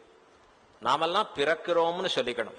சுவாமி நான் இந்த வீட்டுல தான் அவதாரம் பண்ணேன் அப்படின்னு போய் நாம பிறந்த இடத்த காமிக்க கூடாது. நாம இங்கதான் பிறந்தோம் அப்படின்னு நம்ம சொல்லிக்கணும். ஆச்சாரியர்களை சொல்றச்சே அவர் சுவாமி இங்கதான் அவதாரம் பண்ணார், அவர் எழுந்துள்ள இடம் இது அப்படின்னு அங்க கொண்டாடி காண்பிக்கணும். இப்ப ஏன் அப்படி சொல்றோம், ஏன் அவர்களை பார்த்து உயர்ந்ததா சொல்றோம் அப்படின்னா, பகவான் அவதரித்தல் என்றால் மேலிருந்து கீழ் இறங்குதல். எப்பவும் எல்லாத்திலையும் உயர்ந்திருக்கக்கூடிய பகவான் நமக்காக கீழே இறங்குறான். வாங்கோ உங்களை என்னோட சேர்த்துக்கிறேன் அப்படின்னு நமக்கு கைய கொடுத்து எம்பெருமான் மேல தூக்குறான். ஆழ்வார் சொல்றார், ஞான கைதா காலக்கழிவு செய்யலே ஞான கைதா. உன்னுடைய ஞான கைய கொடுக்கணும் எம்பெருமானே, இப்பதான் மேல உயர முடியும். மேலேயே இருந்தா நாம் எல்லாம் பகவான மறந்துடுவோம், அவர் பெருமையை அறிஞ்சுக்க மாட்டோம். ஆகையாலதான் பகவான் என்ன பண்றான், அவதார சகசிராணி கல்பே கல்பே கரோம்யகம். பல பல அவதாரங்களை செய்யறம்பானா, பல 1000 அவதாரங்கள். ஏதோ நமக்கு தெரிஞ்சு 10 அவதாரம் தசாவதாரம்னு வச்சுக்கிறோம். மீனாயின்னு ஆரம்பிச்சு மத்ஸ்ய கூர்ம வராக நரசிம்ம. பகவான் சொல்றதை பார்த்தா பல 1000 அவதாரம். என்னின்ற யோனியுமாய் பிறந்தாய் பல பல ஆபரணம் பேரும் பலபலவே பலபலவே சோதி வடிவு பண்பெண்ணில். ஆழ்வார் சொல்றார், எத்தனை அவதாரம் எடுத்தீரோ நீர். ஏன் சுவாமி அத்தனை அவதாரம் லிஸ்ட் கொடுக்கல? அப்புறம் வீட்டுல கொலுபவை எங்க வைக்கிறது, இடம் பத்தாது, எல்லாம் 10 இருந்தா போறோம் அதுக்கு அப்படின்னு வச்சுக்கிறோம் நாம். அழகா எம்பெருமான் எடுத்த அவதாரங்களை பார்த்தா எண்ணிலடங்காத அவதாரங்கள். ஒரு குஜாம்பரமா எம்பெருமான் அவதாரம் பண்ணியிருக்கான். தண்ணீராக எம்பெருமானுடைய அவதாரம் இருக்கு. எத்தனையான அவதாரங்கள் எம்பெருமானுடைய அவதாரங்கள். இப்ப இதெல்லாம் பிரயோஜனம் என்னன்னா, நம்மை அவனோடு சேர்ப்பதற்காக. இங்கேந்து இருக்கிற நம்ம கொண்டு போய் அவன்கிட்ட சேர்த்துக்கணும். அழகா சொன்ன ஆச்சாரியர்கள், எம்பெருமான் அவதாரம் பண்றச்சே இந்த தேவகி வசுதேவர்கள் கால்ல பட்ட விலங்கு இருக்கு பார், நீ எம்பெருமான் அவதாரத்தை நினைச்சா உன்னுடைய கர்ம வினைகள் அந்த விலங்கு பட்டது படும். எம்பெருமானுடைய அற்புதமான அவதாரம் நம் மனசுல பட்டுதுன்னு சொன்னா என்ன பண்ணும், நம்ம கர்ம வினைகள்லாம் அவிழ்ந்து விழுமா. அதுதான் பகவானே கீதையில சொல்றான், ஜன்ம கர்மச்ச மே திவ்யம். என்னுடைய ஜன்மாவும் கர்மாவும் இருக்கு, அது எப்படிப்பட்டது அப்படின்னா மே திவ்யம், ரொம்ப திவ்யமானது, ரொம்ப உயர்ந்ததாக இருக்கக்கூடியது, கொண்டாட தகுந்தது. ஏவம் யோவேத்தி தத்வதா. இதை யார் உள்ளது உள்ளபடி அருந்து நிற்கிறார்களோ அவர்களுக்கு என்ன ஏற்படும் அப்படின்னா, அவர்கள் என்னையே அடைகிறார்கள், அவர்களுக்கு புனர்ஜன்மம் என்பது ஏற்படுவதில்லை. நைதி மாமேதி சோர்ஜுனா என்று எம்பெருமானுடைய திருவாக்கு. அவர்கள் மீண்டும் இந்நிலவுலகிலே பிறப்பது என்பது இல்லை. எப்பவுமே அவர்கள் என்ன அடைகிறா, என்னையே அடைந்தவர்களாக அவர்கள் வாழ்கிறார்கள். அப்ப பகவானை, அவனுடைய அவதாரத்தை, அவன் பிறந்து வளர்ந்ததை நினைச்சுட்டே இருந்தா ரொம்ப ஆச்சரியம்.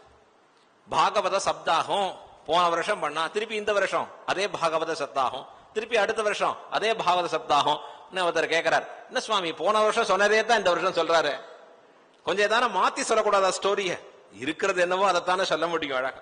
இப்ப அது வேற சொல்ல வேண்டாமா? இல்ல, எதை நாம் எம்பெருமானுடைய அவதாரங்களை மீண்டும் மீண்டும் கேட்கிறோமோ அது நமக்கு என்ன பண்றதுன்னா நல்ல கதிக்கு வழி கொடுக்கிறது. அகலத்தான் ஆழ்வார் பாசுரத்தை சொன்னார், பிறந்தவாறும் வளர்ந்தவாறும். எம்பெருமான் பிறந்த சரித்திரங்களை, எம்பெருமான் வளர்ந்து செய்திருக்கக்கூடிய சரித்திரங்களை கேட்க கேட்க நெஞ்சுருகி நிற்கும். இத போல சினிமால வேற தானே பார்த்தா இருக்குமான்னா அது கர்மவினையே சேர்த்துட்டே இருக்கும். எது கூடாதோ அதை பார்க்க பார்க்க இன்னும் வினைகள் கடுமையாகிறது. பகவானுடைய சரித்திரங்களை கேட்க கேட்க நெஞ்சுருக நெஞ்சுருக கர்ம வினைகள் அவிழ்ந்து போம் என்று நமக்கு ஆச்சாரியர்கள் சொல்லி கொடுக்கிறா. பகவானுடைய அவதாரத்திற்கு மேம்பட்டது ஆழ்வார்களின் திருவவதாரம். பகவானுடைய அவதாரம்ங்கிறது வந்தான், இருந்தான், உபதேசம் பண்ணா, திருந்தினா திருந்து, இல்ல போ அப்படின்னு புறப்பட்டு போயிட்டான். எத்தனை சொல்றது நமக்கு? சொன்னா திருந்துறோமா நம்ம? எத்தனை பேர் அவனோட எதிரம்பு கோத்து நின்னார்கள். ராவணன் பாருங்க, கடைசி காலத்துல எல்லாம் போயிட்டான், பிள்ளை போயிட்டான், அவனை சுத்தி இருக்கக்கூடிய சுற்றத்தவர்கள் எல்லாம் போயிட்டா, அவனுக்கு ராஜ்யம் போறது, தம்பி கூட இல்ல, எல்லாம் விழுந்திருக்கா, மந்திரிமார்கள்லாம் கீழே இருக்கா. ராவணா, இப்பயாவது போய் சரணாகதி பண்ணிடலாமே, பகவான் உனக்கு வாய்ப்பு கொடுத்தானே, 2 கையை எடுத்து இப்படி கூப்பிடுறது, அவ்வளவுதான் சரணாகதி. நீங்க கொசுவை கூட இப்படி அடிச்சுக்கலாம், பரவாயில்ல, ஏதோ பண்ற மாதிரி இப்படி பண்ணு. ஸ்ரீரங்கநாச்சார சன்னதில இப்படி பண்ணா போருங்கிற அழகு. அப்புறம் தான் கூப்பிட்டோம், என்ன சுவாமி அவங்க கூப்பினீரா கையை? இல்ல, கொசு வந்தது இப்படி அடிச்சேன், 2 கை சேர்ந்து எடுத்து. ஆனா பிராட்டி எப்படி நினைக்கிறா, அது அஞ்சலியா நினைக்கிறா அழகா. இப்ப அந்த மாதிரி கை கூப்பலாமே. ராவணன் வார்த்தை சொன்னா, கை கூப்புறது தலை வணங்கிறது என்னுடைய சுவாவத்திலேயே கிடையாது. எப்படிப்பட்டதுன்னார், ஒரு நாளும் கை சேராது எனக்கு.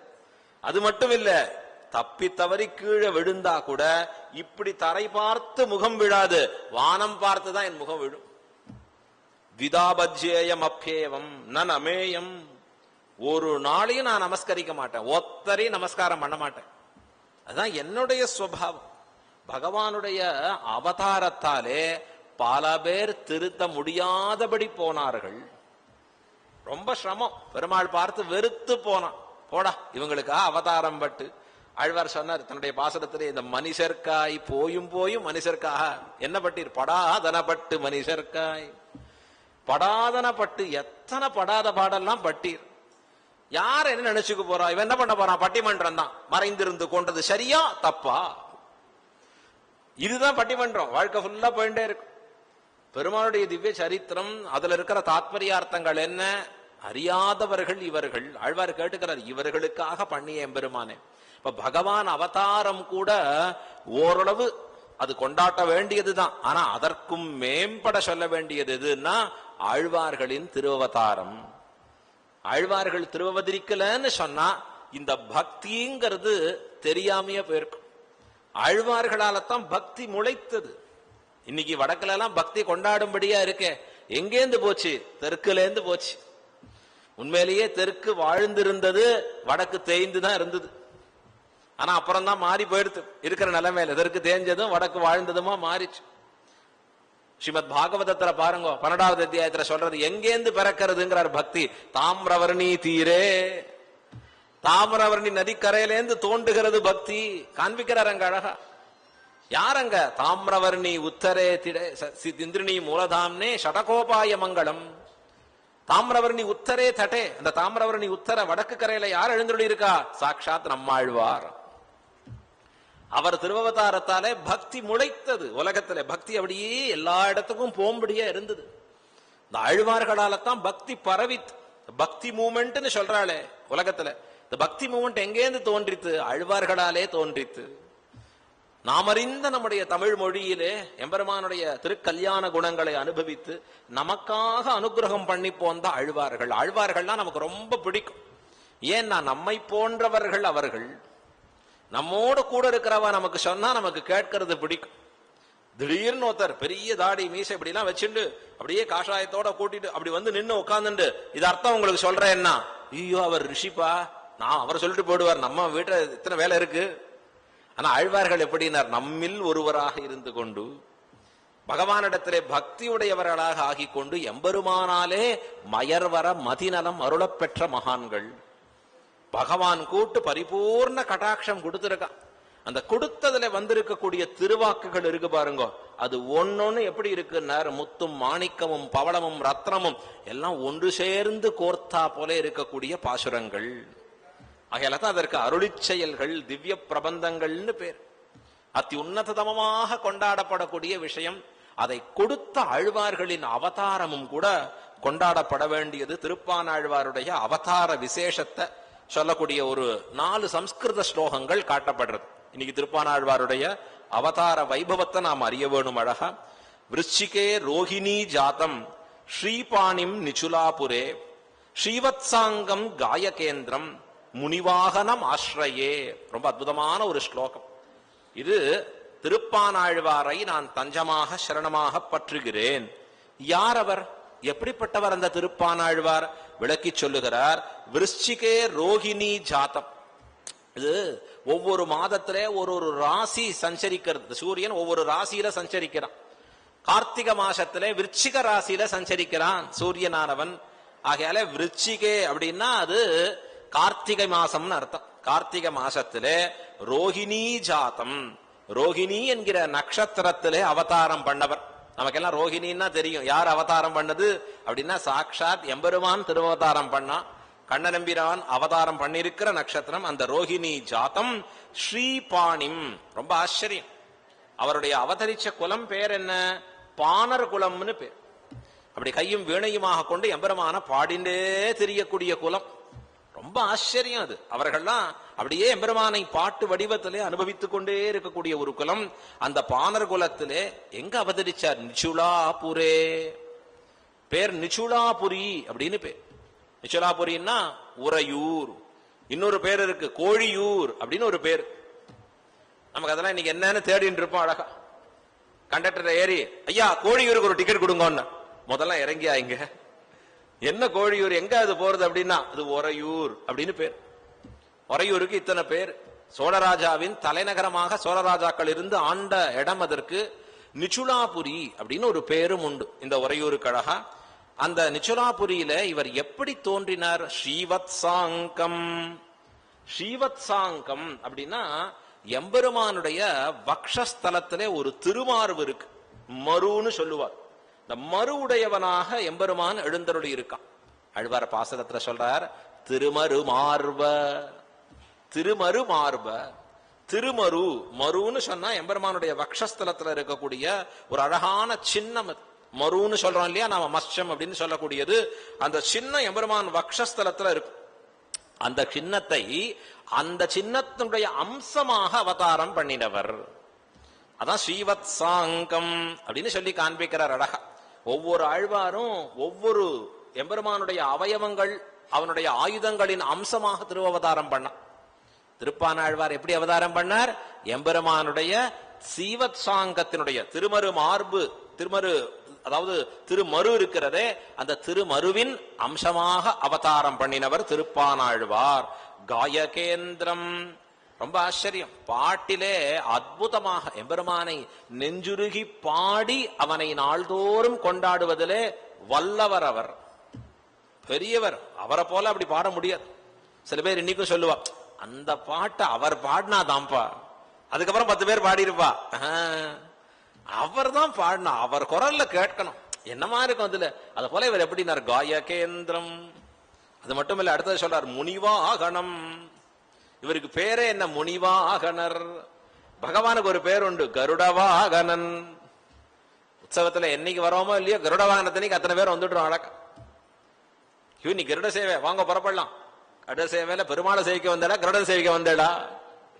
இல்ல சுவாமி, கருடன் மேல இருக்கிற பெருமாளை சேவிக்க வந்தோம். ஏன் மத்த வாகனத்துக்கு இல்லாத விசேஷம் ஏன், இதற்கு என்ன அப்படி பெருமை அப்படின்னா, அதான் இயற்கையான வாகனமாக இருப்பது கருடன். எம்பெருமானின் பரதத்துவத்தை காண்பிக்கிறது கருடன். எம்பெருமானுக்கு வேத ஸ்வரூபியாக இருந்து கொண்டு கண்ணாடியாக காட்சி தருபவர் கருடன். கருடனுக்கு அத்தனை மேன்மை சொல்றது சாஸ்திரம் எல்லாம். வேதாத்மா அப்படின்னு பேரு. விவேகேஸ்வரோ யவனிகா மாயா ஜெகன்மோகினி கொண்டாடுறார் ஆளவந்தார் காண்பிகரச்சே. பட்டர் சொல்றார் ஸ்ருதிமயம் அதிஹர்ஷ பிரஷ்னயஸ்மேர வக்திரம். ஸ்ருதிமயம் வேதஸ்வரூபியாகவே கருடன் விளங்கி கொண்டு நிற்கிறான் அப்படின்னு கொண்டாடுறார். இதெல்லாம் சன்னதியில போறச்ச முதல்ல கருடனை நமஸ்கரிக்கிறோம். இப்ப அந்த கருட வாகனன் எம்பெருமானுக்கு பேரோ, அப்படி இவருக்கு என்ன பேரு? முனிவாகனர். இவருக்கு ஒரு பேர் எப்போ நிலைச்ச பேர் என்ன? முனிவாகனர். அப்படின்னா லோகசாரங்க முனியை வாகனமாக உடையவர்.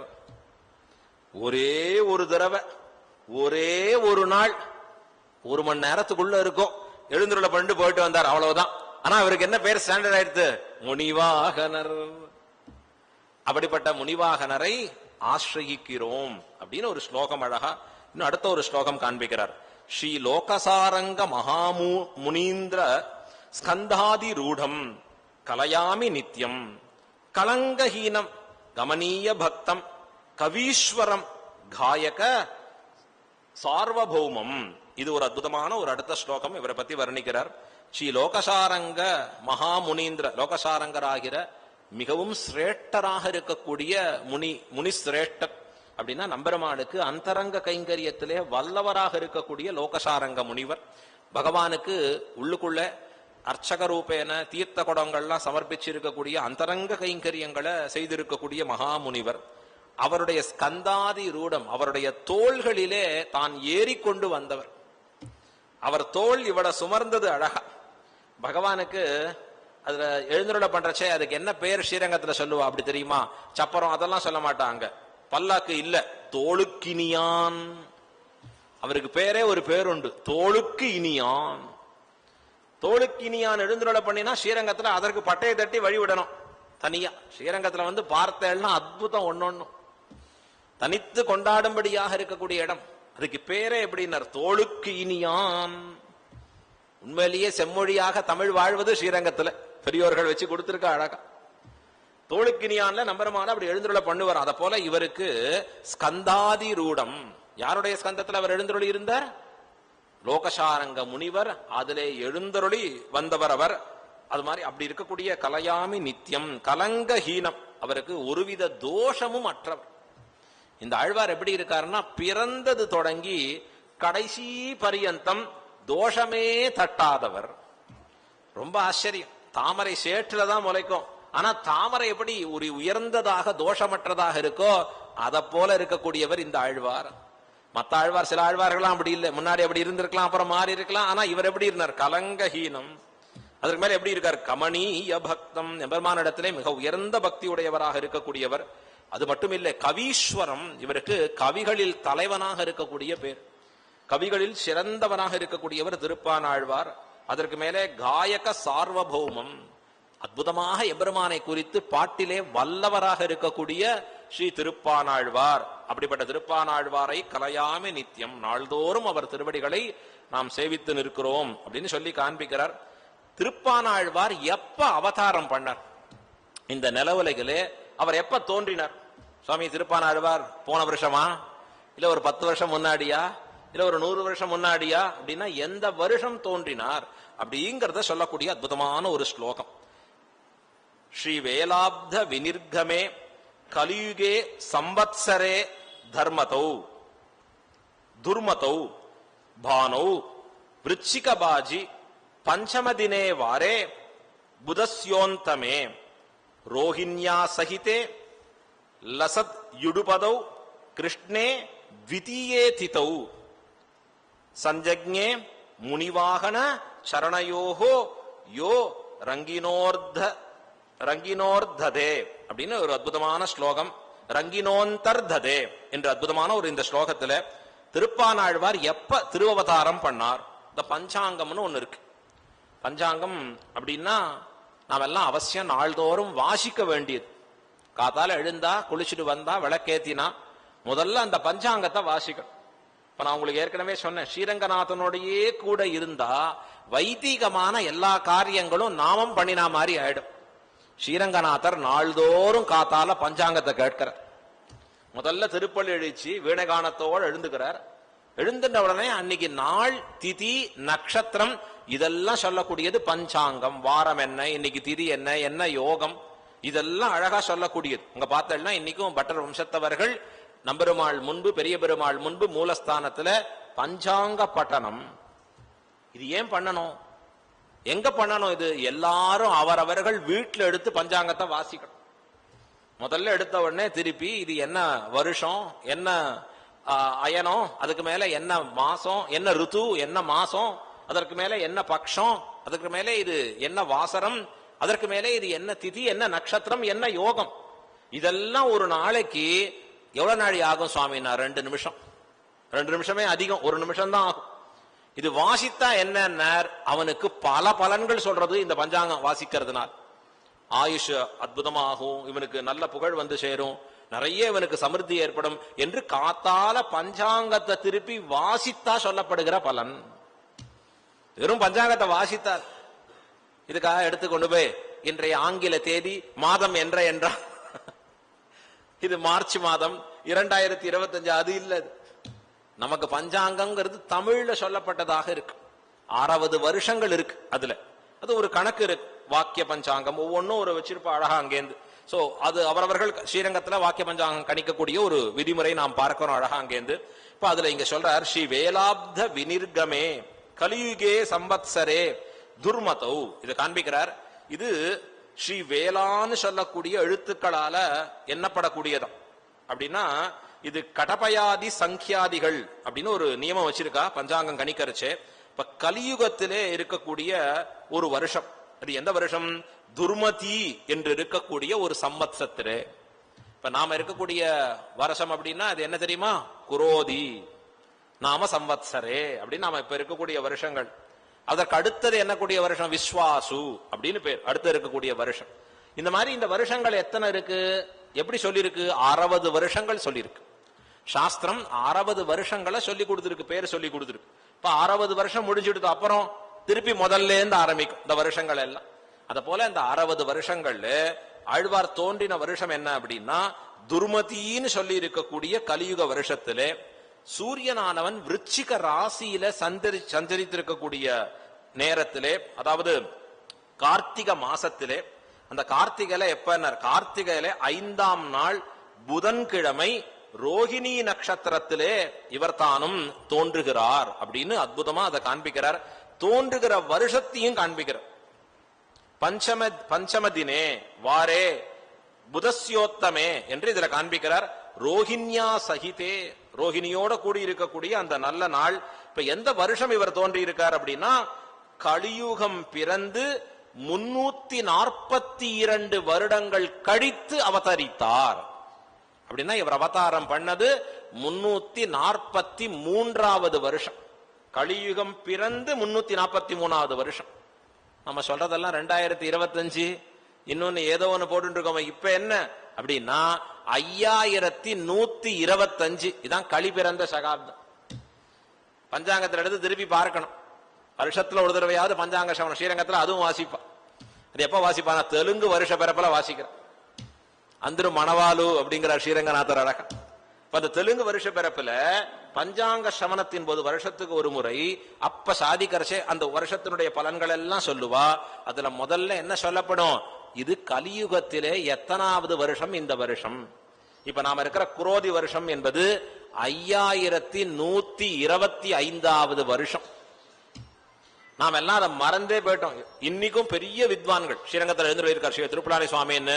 அவரை போய் பார்த்தேன்னா எப்படி எழுதி போட்டு பாருன்னா 5125வது வருஷம். மாசம் எப்படி கணக்கு பண்ணுவாருன்னா சித்திரை 1, வைகாசி 2 அப்படி போட்டு கணக்கு. இப்ப பார்த்தா இப்ப என்ன இருக்கு? பங்குனி மாசம். பங்குனியில என்ன முடியறது? வருஷம் முடியறது. அப்ப இது 12. இப்ப இன்னைக்கு என்ன நாள் பங்குனியில அப்படின்னா அந்த நாளை பார்த்து அந்த நாள் 12/5125.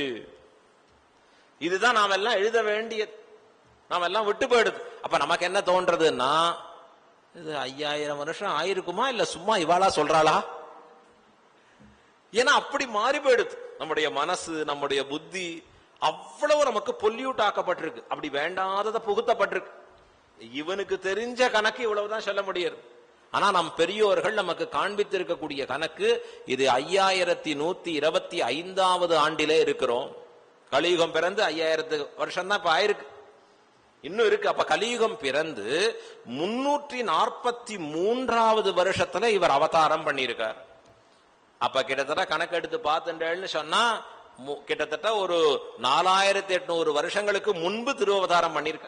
திருப்பானாழ்வார் திருவதாரம் பண்ணின இடம் உறையூரிலே நிச்சுலாபுரி அப்படின்னு பெயர் பெற்றிருக்கக்கூடிய இந்த இடத்துல சுவாமி திருவதாரம் பண்ணியிருக்கார். அது அந்த மாசம் வருஷம் என்ன துர்மதி அப்படிங்கிற வருஷத்திலே கார்த்திகை ரோகிணியிலே புதன்கிழமையிலே அவருடைய திருவதாரம் அப்படின்னு ரொம்ப ஆச்சரியமா இந்த ஸ்லோகமானது நமக்கு காட்டி கொடுக்கிறது. அதுக்கு மேலே திவ்யசூரி சரித்தம்னு ஒரு நூல், அந்த கிரந்தத்திலே இவருடைய திருவதாரத்தை பத்தி காண்பிக்கிறது. அதத்தத்ர குலேந்திமே ரமா ரமணோ ரமணோஹோ உரஹ ஸ்திதலாஞ்சனாம் யஜஹ சமஜாயத பானசம்யகஹ சுகவிஹி கார்த்திக மாசி வைதபே என்று காண்பிக்கிறார். இது ரொம்ப அற்புதமான ஒரு கவியாக இருக்கக்கூடியவர் இவர். ஒரு குலம் தாங்கு சாதிகள் நாளிலும் கீழிழிந்து இருக்கக்கூடிய ஒரு குலத்திலே திருவதாரம் பண்ணார். பண்ணக்கூடியவர் எப்படிப்பட்டவரை அவதாரம் பண்ணார் அப்படின்னா, ரமான்னு சொன்னா பிராட்டி, பிராட்டிக்கு ரமணனாக இருக்கக்கூடியவன் யாரு? திருவின் மணாளனாக எம்பெருமான்.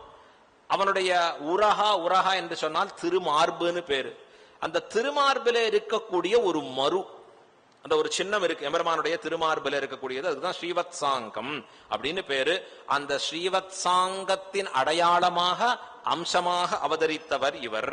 எதுல தோன்றினார்? பாணர் குலத்திலே திருவதாரம் பண்ணினார். ஆகையாலே பாணர் என்றே பெயர் பெற்றவராக, அதுவே இவருக்கு திருப்பெயராக ஆகியிருக்கக்கூடிய மகானுபாவர் என்று இந்த ஸ்லோகத்திலே திவ்யசூரி சரித்திரத்திலே அற்புதமா கொண்டாடி காண்பிக்கிறார். இத்தனை ஆண்டுகள் கடந்து நமக்கு இன்னைக்கு திவ்ய பிரபந்தம் இருக்கு. யோசிச்சு பாருங்க எவ்வளவு பாக்கியசாலிகள்னா. 4800 வருஷம், இத்தனைக்கும் நாதமுனிகள் அவதாரம் பண்ணி திவ்ய பிரபந்தம் தொலைஞ்சதை மீட்டு கொடுத்திருக்கார். அதுக்கு முன்னாடி திவ்ய பிரபந்தம் இருக்கு. எம்பெருமானார் ராமானுஜர் அவதாரம் பண்ணியே 1000 வருஷம் ஆயிடுத்து. அதற்கு முன்பு நாதமுனிகள், அதற்கு முன்பு எத்தனை காலம் முன்பு ஆழ்வார்கள் திருவவதாரம் பண்ணினது. அந்த ஆழ்வார் சம்பந்தத்தோட இன்னைக்கும் நாம வாழறோமே, நம்ம குழந்தைகளுக்கும் சொல்லிக் கொடுக்கிற பாக்கியம் பெற்றிருக்கிறோமே, இது எத்தனை பாக்கியம் நினைச்சு பார்க்கணும். நாம எல்லாம் அந்த பாக்கியத்தை கொண்டாடி மகிழ வேணும். நிச்சுலாபுரி என்று சொல்லும்படியான அற்புதமான ஒரு தேசம். இதத்தான் இந்த நிச்சுலாபுரியில என்ன விசேஷம் அப்படின்னா, சாக்ஷாத் நீலாதேவி அந்த ராஜாவின் பிள்ளையாக, ஒரு சோழ ராஜாவின் பிள்ளையாக அவதாரம் பண்ணுகிறாள். கமலவல்லி அப்படிங்கிற திருநாமத்தோட அவதாரம் பண்ண அவளே கமலவல்லி நாச்சியாராக இன்னைக்கு நமக்கு சேவை சாதிக்கக்கூடிய உறையூர் திருக்கோயில், நாச்சியார் திருக்கோயில், கமலவல்லி நாச்சியார் திருக்கோயில் அப்படின்னு கொண்டாடுறோம். இடத்துல அழகிய மணவாளன் இன்னைக்கு எழுந்தருள்ற. இவர் பாருங்க, ஒரு தடவை கைப்பிடிச்சாருன்னா விடமாட்டார். என்னவா இருந்தாலும் விடாத வந்து அனுகிரகம் பண்ணக்கூடியவர் இந்த அழகிய மணவாள பெருமாள். அழகா இப்ப பங்குனி உற்சவம் ஆரம்பிக்க போறது. 6ஆம் திருநாள் இங்க எழுந்தருளுவர். ஆயில்ய நட்சத்திரத்திலே, அந்த பங்குனி உத்தரத்திலே, அந்த பங்குனி உத்தரத்துக்கு முன்பு ஆயில்ய நட்சத்திரத்திலே கமலவல்லி நாச்சியாரும் தானுமாக சேர்ந்து இருக்கக்கூடிய சேர்த்தி, உலகமே போற்றும்படியான சேர்த்தி அழகா. அப்ப அந்த கமலவல்லி நாச்சியார் எழுந்தருளி இருக்கக்கூடிய அற்புதமான ஒரு திவ்ய தேசத்திலே இந்த பாணர் குலத்திலே திருவதாரம் பண்ணவர் திருப்பானாழ்வார். என்ன ஆச்சரியம் இது அப்படின்னா, பிறந்தவன்று தொடங்கி பகவானிடத்திலே பக்தியோடு கூடியவர். இதெல்லாம் யாருக்கோ சில பேருக்கு கிடைக்கிற ஜாயமான கால கட்டாட்சம். உயர்ந்த வம்சத்துல பிறந்தேன்னு நான் சொல்லிக்கலாம், ஆனா அந்த வம்சத்திலே பிறந்தும் அதன்படி இல்லைன்னா பிரயோஜனம் இல்லை. இவர் ஏதோ வம்சத்துல பிறந்தவரா இருக்கலாம் கீழே, ஆனா பிறந்தவன்று தொடங்கி பகவானை சதா நாம சங்கீர்த்தனம் செய்வதே தனக்கு முழு பொழுதுபோக்காக உடையவர் திருப்பானாழ்வார். இதுல காண்பிக்கிறார் பெரியோர்கள். யாரை போலே? நம்பாடுவானை போலே. நம்பாடுவான்னு ஒருத்தன் இருந்தானே, அவனை போலதான். நம்பாடுவான் என்ன பண்றான்? திருக்குறுங்குடியில சதா பகவானை பாடி திரிகிறான். அவன் வேற விரதம் வச்சிருக்கான். என்ன விரதம்? தூங்காத விரதம். தூங்காத விரதமா? எப்படின்னா, எல்லாரும் ராத்திரி தூங்கினா நான் மட்டும் தூங்க மாட்டேன். ஜாக்கிரத விரதம். என்ன பண்ணுவான்னா, போய் பெருமாள் சன்னதி முன்பு இருந்து அவரை பாடுவேன். எங்கேயோ தள்ளி நின்று கொண்டு அந்த எம்பெருமானை பாடுகிறா போலே இந்த ஆழ்வார் உறையூரிலே திருவதாரம் பண்ணி நம்பெருமாள் பெரிய பெருமாளிடத்திலே மிகுந்த ஈடுபாடுடையவராக இருந்து பக்தி உத்தராக விளங்கி நின்று நாள்தோறும் நம்பெருமாளை பாடி மகிழ்பவர். குலமே அதுதான். பாணர் தாள் சொன்னா பாணர் குலம் என்ன? பாட்டு பாடி இருக்கக்கூடிய குலம், கலிக்கும்படியான குலம். நமக்கு தெரியாது எந்த குலத்திலே எப்படிப்பட்ட ஒரு மாணிக்கம் இருக்கும் தெரியாது. ஆனா அப்படிப்பட்ட உயர்ந்த மாணிக்கத்தை பகவான் செலக்ட் பண்ணி வச்சிருப்பார். பாத்துக்கோ, இன்னைக்கும் உள்ள போனா ஸ்ரீரங்கத்துல திருவேங்கனுடையான் பக்கத்துல திருக்குறும்பருத்த நம்பி அங்க எழுந்துள்ளி இருக்க. லைன்ல போறச்சே அவர் பார்த்துட்டு இருக்கார். திருவேங்கனுடையான் இப்படி வச்சு பாரு பாருன்னா என்ன அர்த்தம்? குறும்பருத்த நம்பிய பாத்துக்கோ. எப்படிப்பட்டவரையும் எனக்கு பக்தனாக ஆக்க வல்லவன். எங்கேயோ பிறந்திருக்கார், ஒரு குயவன் அவர். ஆனா அகங்கார மமகாரத்தை முற்றும் தொலைத்தார். ஆழ்வார் சொல்லிட்டார், நீர் நுமதென்றிவை வேர் முதல் மாய்த்து இறை சேர்மின் உயிர்க்கு அதன் நேர் நிறையில்லே. எதை வேணா விடுற சுவாமி, என்ன கட்டம்னா இருந்தா அகங்கார மமகாரத்தை விடுறதுதான் கட்டம். பரவாயில்ல, காலங்காத்தா எழுந்தா இல்லாம வாழ முடியாது பாருங்க, அந்த காஃபியை கூட விட்டுருவேனா. ஆனா எதை விட முடியாது? நான் எனதுன்னு சொல்லும்படியானதை விட முடியாது. அப்படி விட்டவர் குயவன் குலத்திலே தோன்றிய திருக்குறும்பருத்த நம்பி. என்ன ஆச்சரியம் அது! அவர் கையில 2 புஷ்பம் வச்சிருப்பாரு. என்ன புஷ்பம் அது? ஒன்னு அகங்காரம் இன்மை, இன்னொன்னு மமகாரம் இன்மை. நான்கிற தன்மை அழிந்திருக்கிற புஷ்பம், எனதுங்கிற தன்மை அழிந்திருக்கிற புஷ்பம். எந்த குலத்திலே யார் எப்படி தோன்றுவான்னு தெரியாது. இந்த நம்பாடுவான் அப்படிப்பட்ட குலத்திலே தோன்றினவர். ஆனால் நித்தியம் ராத்திரி எம்பெருமானை பாடுகிறார். திருப்பானாழ்வார் பாணர் குலத்திலே தோன்றினார். ஆனால் நாள்தோறும் எம்பெருமானை பாடி திரிபவராக இருக்கிறார். சுவாமி ராமானுஜர்கிட்ட ஒரு மோர் கொடுத்துன்னு வரக்கூடிய ஒரு பாட்டி டெய்லி மோர் விற்கிறார். மடத்துல கூப்பிட்டு மாசம் முடிஞ்சது கணக்க வாங்கிக்கோ, மாசம் ஷெட்யூல் பண்ணணுமே நாங்க அப்படின்னு கூப்பிட்டா, மோருக்கு பணம் வேண்டாம். நாமளா இருந்தா யாரா ஃப்ரீயா டிஸ்ட்ரிபியூட் பண்றா, கொடுக்க சொல்லு. முதல்ல பணம் வேண்டாமா? அது எப்படி? உனக்கு தொழிலே இதுதான், என்ன வேணும் அப்படின்னா, இல்ல நீங்க மோருக்கு பணத்துக்கு பதிலாக ராமானுஜரை பார்க்க அனுமதியுங்க. உடனே பார்த்தா ராமானுஜர் கேட்டார், ஏமா வேண்டான்னு பணம்? இல்ல எனக்கு வேற ஒண்ணு வேணும். வேற என்ன வேணும்னா, உங்க திருக்கரங்களாலே எனக்கு மோட்சம்னு எழுதி கொடுங்கோ. ராமானுஜர் கேட்டார், அது என்னமா பணத்துக்கு பதிலாக இதை கேட்கிறீனர்? அது பணம் அழியக்கூடியது, அழியாதது ஒன்று வேணும்னு. பணம் இந்த சரீரத்துக்கு தான், ஆனா ஆத்மாவுக்கு வேண்டியது ஒண்ணு வேணும்னு. எப்ப பாரு இன்னைக்கு இருக்கும் நாளைக்கு இல்லாமல் போகும், ஆனா நிலைத்து இருக்கக்கூடிய ஒரு இன்பம் வேணும்னா நீங்கள் எழுதி கொடுக்கணும்னு. என்ன எழுதி கொடுக்கணும்னார்? இவளுக்கு இன்ன தேதியிலே ராமானுஜனாகிற நான் மோட்சம் தந்தேன். அவர் கேட்கிறார், நம்பரையா கிடைக்குமா அப்படின்னு கேட்டா, நீங்க கொடுத்தா போறோம் பாத்துக்கிறேன். உடனே அவர் இங்க எழுதி அனுப்புறார். யாருக்கு? திருவேங்கரமுடையானுக்கு. பெரிய பெருமாள்லாம் உடனே சாங்ஷன் பண்ண மாட்டார். ஓ அப்படியா, பார்ப்போம். இவர் வெறுமே சிரிச்சு அனுப்பிச்சிடுவார். இவர் அழகா திருவேங்கரமுடையானுக்கு முதல்ல கொடுக்கிறார். அழகா உடனே எழுதிண்டா அழகா. அங்கேருந்து பெற்றால் அவள் நேரா போனா அங்க திருவேங்கருடையான் திருவடியில சமர்ப்பித்தால், கொடுத்தோன்னா பரமதித்தால் அவள். இது என்ன ஆச்சரியம்! ஒரு தயிர் வியாபாரம் பண்றவள், பால் தயிர் மோர் இதை கொண்டு பிழப்பை நடத்தக்கூடியவள். மோக்ஷம்னா என்னன்னு தெரியுமா? முக்திர் மோக்ஷோ மகானந்தா. நிகண்டுல திருப்பி திருப்பி படிக்கிறோம். இங்க வருது, இங்க போக மாட்டேங்கிறது. எப்படிப்பட்ட பெரிய விஷயம்! அவள் ஆழ் மனதிலே எப்படி தோன்றியது தெரியாது.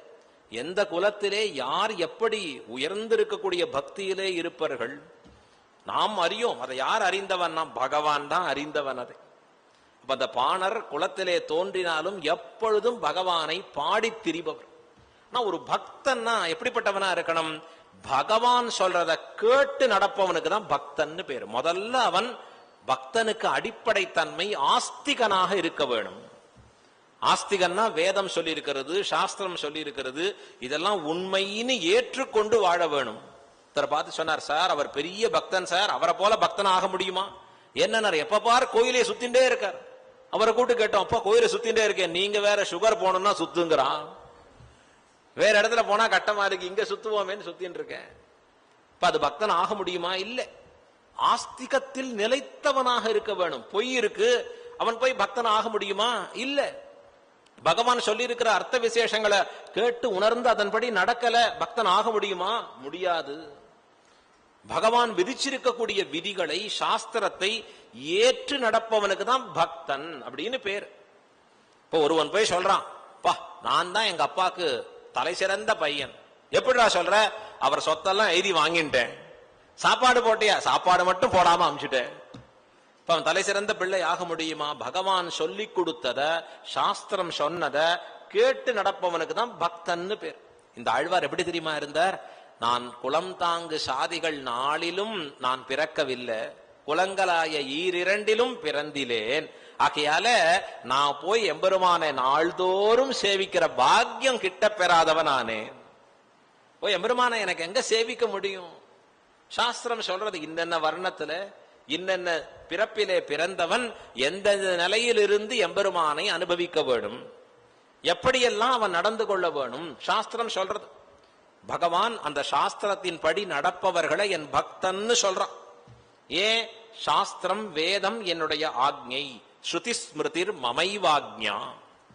ஸ்ருதியும் ஸ்மிருதியும் எம்பெருமானுடைய ஆணை, இது என்னுடைய ஆணைப்பா, நான் கேட்க மாட்டேன் அப்படின்னா ஆக்ஞா சேதி மம துரோகி. எம்பெருமான் சொல்ற வார்த்தை, நீ ஆக்ஞைய கேட்கலையா, நான் சொன்னத கேட்கல, அப்ப நீ என்னுடைய துரோகின்னு எம்பெருமான் வார்த்தை எடுக்கிறான். இப்ப இந்த திருப்பான் ஆழ்வார் பகவான் சொல்லி இருக்கிறபடி அர்த்த விசேஷங்களை கேட்டு நடப்பவராக என்ன தெரியுமா நினைச்சார்? அங்கேந்து உறையூர்லேந்து புறப்பட்டு வந்து திருக்காவேரி அந்த கரையோரத்துல நின்று ஸ்ரீரங்கநாதனை பாடுவர் நாள்தோறும். ஏன்னார்? திருவரங்க மாநகரை மிதிக்கிற யோக்கியதை எனக்கு இல்லையே. எனக்கு என்ன யோக்கியத்தை இருக்கு? அப்படி நான் பிறக்கலையே. அந்த குலத்துல பிறந்திருந்தா நான் மிதிச்சிருக்கலாம், 4 வார்த்தை போய் அங்க பாடி இருக்கலாம். ஆனா அந்த வாய்ப்பு இல்லையே. இப்ப அதற்காக அவர் தன்னை தாழ்த்தி கொள்வதோ, அதற்காக எம்பெருமானை உதாசீனப்படுத்துவதோ, மற்றவர்களை இழிசொல் பழிசொல் பேசுவதோ இல்லை. இதுதான் ஒரு பக்தனின் சிறந்த அடையாளம். அங்க ஏன் சார் நான் போய் உள்ள பூஜை பண்ணக்கூடாது, ஏன் நான் அதை போய் பண்ணக்கூடாது? போச்சு. இப்ப பகவான் சொல்ற வார்த்தையிலே இவனுக்கு நம்பிக்கை இல்லை. அவர் சொல்றார், எனக்கு அது மிதிக்கிற யோக்கியத்தை இல்ல, நான் பாட்டுக்கு இங்க இந்த காவிரி கரையோரமாக நின்று கொண்டு பாடிக்கொண்டிருக்கிறேன். எப்படி பாடுவீர்? அவர் எப்படி இருப்பார்னு தெரியுமா? சேவிச்சீரா? ஒன்னும் தெரியாது. ஆனா இந்த எம்பெருமானுடைய வடிவழக மனசார நினைச்சு வாயால பாடிக்கொண்டிருக்கிறேன். ரொம்ப ஆனந்தமா பாடிட்டு இருக்கார். எப்படி பாடுவார்னா, கையும் வீணையுமாக கொண்டு பகவான கண்ணமூடி மெய்மறந்து பாடுகிற பொழுது சுத்தி என்ன நடக்கிறதுன்னே தெரியாது இவருக்கு. அதான் மெய்மறந்து. சில சமயம் நாம தியானத்துல இருப்போம், முடிச்சுட்டு வந்த உடனே பக்கத்துல அவ போன் பேசினதை நாம ஒப்பிப்போம். இது என்ன தியானம்னார்? உங்க போனை ஒட்டு கேட்கிற தியானம் தான். நமக்கு எங்க மனசு ஒன்றுவது? அது எங்க நிக்கிறது? நமக்கு நேரம் மனசு கண்ணதான் மூடுறது, மனசு ஓடி போயிடுறது. அங்க என்ன பேசுறா, என்ன பண்ணினா நாம போய் ஞாபகம். அது போன்ல சொன்னாலே நீ பண்ணி முடிச்சிட்டியா? நீங்க கண்ண முடிந்தானே இருந்தாலும் காது அங்கதான் கேட்டு இருந்தேன். இந்த ஆழ்வாருக்கு அப்படி இல்லை. 5 புலன்கள் அப்படியே உள்ள போயிருக்கு. உள்ள போய் இந்த மனசுல ஒன்றி இருக்கு. இந்த மனசு அப்படியே எம்பெருமான் திருவடிகள்ல மூழ்கி இருக்கு. மூழ்கி இருக்கிறதுனால சுத்தி நடக்கக்கூடிய விஷயங்களை பத்தி ஸ்மரணையே அற்றவராக இருக்கிறார் ஆழ்வார். அப்படி நாள்தோறும் பாடி மகிழ்கிறார். ஆழ்வார் பாசரங்கள்ல சொல்றா போல அழகா, எம்பெருமானே வாயார வாழ்த்தும் நாள் என்னுகளோ என்று உன்னை வாயார புகழ்ந்து கொண்டு நெஞ்சுருகி கண்பணிப்ப நிற்கும். அப்படி எம்பெருமான பத்தி பேசிண்டே இருக்கிறச்சே கண்கள் நீர் மல்கி மனதெல்லாம் உருகி நிற்கக்கூடிய நிலை திருப்பான் ஆழ்வார் அப்படி பாடுகிறார். ஒரு சமயம் அவர் அப்படி பாடிக்கொண்டிருக்கிற சமயத்தை லோகசாரங்க மாமுனிவர் எழுந்திருக்கிறார் திருக்காவேரிக்கு. இது தென் திருக்காவேரி நடக்கிற வைபவம். இந்த தென் திருக்காவேரியில ராஜகோபுரத்து இப்ப பாக்குறோமே, அதை ஒட்டி தான் காவேரி ஓடின்னு இருக்கும். அங்க எழுந்தருளி இந்த லோகசாரங்க முனிவர் குளித்து தீர்த்தாமாடி அங்கேந்து பெருமாளுக்கு தீர்த்தத்தை எடுத்துட்டு போனோம் உள்ள. ரங்கநாதருக்கு நாள்தோறும் காவேரி தீர்த்தம் தானே, அதுலதான் கங்கையில் புனிதமாய காவேரின்னு பேர். இப்ப அந்த தீர்த்தத்தை எடுத்துன்னு போறதுக்காக வரார். போற வழியில இவர் நின்று இருக்கார். பாணர் வழியில் நின்று இருக்கிறச்சே இவர் இப்படி இப்படி கை தட்டார். விலகும் விலகும். ஏன்னா சாஸ்திரம் சொல்றது, சாஸ்திரம் சொல்றதுபடி நடக்கிறார் இவர். ஏன்னா எம்பெருமானுக்கு தீர்த்த கைங்கரியம் போறச்சே யார் எதிர்படக்கூடாது, எப்படி இருக்கக்கூடாது, இதெல்லாம் சாஸ்திர நியதி இருக்கு. இந்த நியதிக்கு கட்டுப்பட்டவர் லோகசாரங்க முனிவர். சொல்றார், கைதட்டி பார்க்கிறார், ஏய் விலகு அப்படின்னு சொல்லி பார்க்கிறார். அவருக்கு என்ன தெரியறது? அவர் எந்தோ உலகத்துல இருக்கார், ஸ்ரீரங்கநாதனோட பேசின்னு இருக்கார். அவர் உள்ளே அந்த பாசுரங்களால அனுபவிச்சுட்டு இருக்கார். இவர் பார்த்தார், இப்படி சொன்னா கேட்க மாட்டார் போல் இருக்குன்னு கீழே இருந்த ஒரு சின்ன கல்ல எடுத்தார், மேல போட்டார். பட்டுன்னு அவர் மேல பட்டுது. கண் விழித்து பார்த்தார். நாம என்ன பண்ணுவோம், அடுத்த கல்ல தேடுவோம். யாருப்பா? நமக்கெல்லாம் முதல் வேலை ஏன் ரஜோகுணம் தமோகுணம் தானே. ரஜோகுணம் தமோகுணம் பக்திக்கு வழிவகுக்குமான்னா ஒரு நாளும் வழிவகுக்காது. பாருங்க, பரமசாத்விகர் அவர் எப்படி பண்றாரு தெரியுமா? கல் பட்டு இப்படி கண் திறக்கிறார். திறந்த உடனே பார்த்தார் லோகசாரங்க முனிவர் ஒரு குடத்தோட நிற்கிறார். ஐயோ, தவறு செய்தேன், என்னை பொறுத்தருள வேணும், பொறுத்தருள வேணும்னு விலகி ஓடுற. என்ன வார்த்தை வருது பாருங்க, தவறு செய்தேன், மன்னித்தருள வேணும். யாரு கேட்கிறா? கல் அடிப்பட்டவர். யார்கிட்ட கேட்கிறார்? கல் எரிந்தவர்கிட்ட கேட்கிறார். ஏன்னார், எம்பெருமானுக்கு தீர்த்த குடம் பண்ணக்கூடிய கைங்கரியத்துல நான் நடுவிலே தடையாக இருந்தேனே, ஐயோ தவறு செய்தேனே, தள்ளி போய்டுற. இவர் போனார் நேரா எப்பவும் போல. இவருக்கு அதை பத்தி ஒன்னும் லட்சியம் இல்லை. சரி, யாரோ வந்தான், தள்ளிட்டேன், நான் போனேன். அழகா குளிச்சார், தீர்த்தத்தை எடுத்துட்டார், நேரா உள்ள போனார். அல்ல தாயாருக்கு மனசு பொறுக்கல. ஐயோ, நம் பக்தனை போய் வெளியில நிறுத்திருக்கிற, கூட்டின்னு வரும், உள்ள கூட்டின்னு வரும் அப்படிங்கிறா தாயார் எம்பெருமான இடத்துல. உடனே அங்க லோகசாரங்க முனிவர் உள்ள நுழையறச்சே எம்பெருமான் திருக்காப்பு சேர்த்துட்டார். கதவை அங்க சாத்தின்னுட்டார். என்னன்னார், என் பக்தனை அவமதித்து கொண்டு வர தீர்த்தம் கூடாதுன்னு. எப்படி கொண்டு வர முடியும் நீர்? இத எனக்கு எப்படி சேர்க்க முடியும்? ஏன்னர், இது புனிதமான தீர்த்தம்னா அவனுக்கு ஒரு துக்கத்தை விளைவித்து வந்ததுன்னு சொன்னான். இது எப்படி புனிதமாக இருக்கும்? முடியாதுன்னு தள்ளுறார். ராத்திரி அவருடைய சொப்னத்துல எம்பெருமான் சேவை சாதிக்கிறார். நீர் என் பக்தனிடத்திலே பட்ட அபச்சாரத்திற்கு ஒரு மருந்து வேண்டும் என்றால் அவர் திருவடிகள்ல விழுந்து அவரை தோளிலே எழுந்துருள பண்ணி கொண்டு வாரும் ஸ்ரீரங்கத்திற்கு தானே இடுறார். அவருக்கு ஒரே சந்தோஷம். அதான் அவருடைய ஆஸ்திகத்துவம். என்ன சந்தோஷம் அவருக்கு? தவறு செய்தோம், இனி அதை எப்படி திருத்திக் கொள்வது? ஒரு பக்தன்னா தவறே செய்ய மாட்டான் இல்ல, செய்த தவறை எப்படி திருத்திக் கொள்வது என்று தெரிந்தவன் தான் பக்தன். ஓ, நாம யாரோ சாமானியர் நினைச்சு கல்ல போட்டுட்டோம், அவர் பரமபக்தரோ, பகவானுக்கு ரொம்ப வேண்டியவரா, உள்ள விட மாட்டேங்கிறாரே, கதவை திறக்க மாட்டேங்கிறாரே, நாளைக்கு எனக்கு கைங்கரியம் கிடைக்காத பெருமாள்கிட்ட போச்சு, அவ்வளவுதானே, இந்த பிறவி போச்சு நடுங்கிறார் லோகசாரங்க முனிவர். பெருமாள் சொன்னார்னு உடனே ஒரே சந்தோஷம். ஓடுறார் வேகமா திருக்காவேரியில குளிக்கிறார். அவர் இருக்கிற இடம் தேடி பார்த்து ஓடினா அங்க திருப்பானாழ்வார் இப்ப கொஞ்சம் தள்ளி ஓரமாக இருந்து கொண்டு பாசுரம் பாடிக்கொண்டிருக்கு. முதல்ல கண்ணை மூடின்னு பாடினாரா, இப்ப கண்ணை திறந்து பாடின்னு இருக்கு.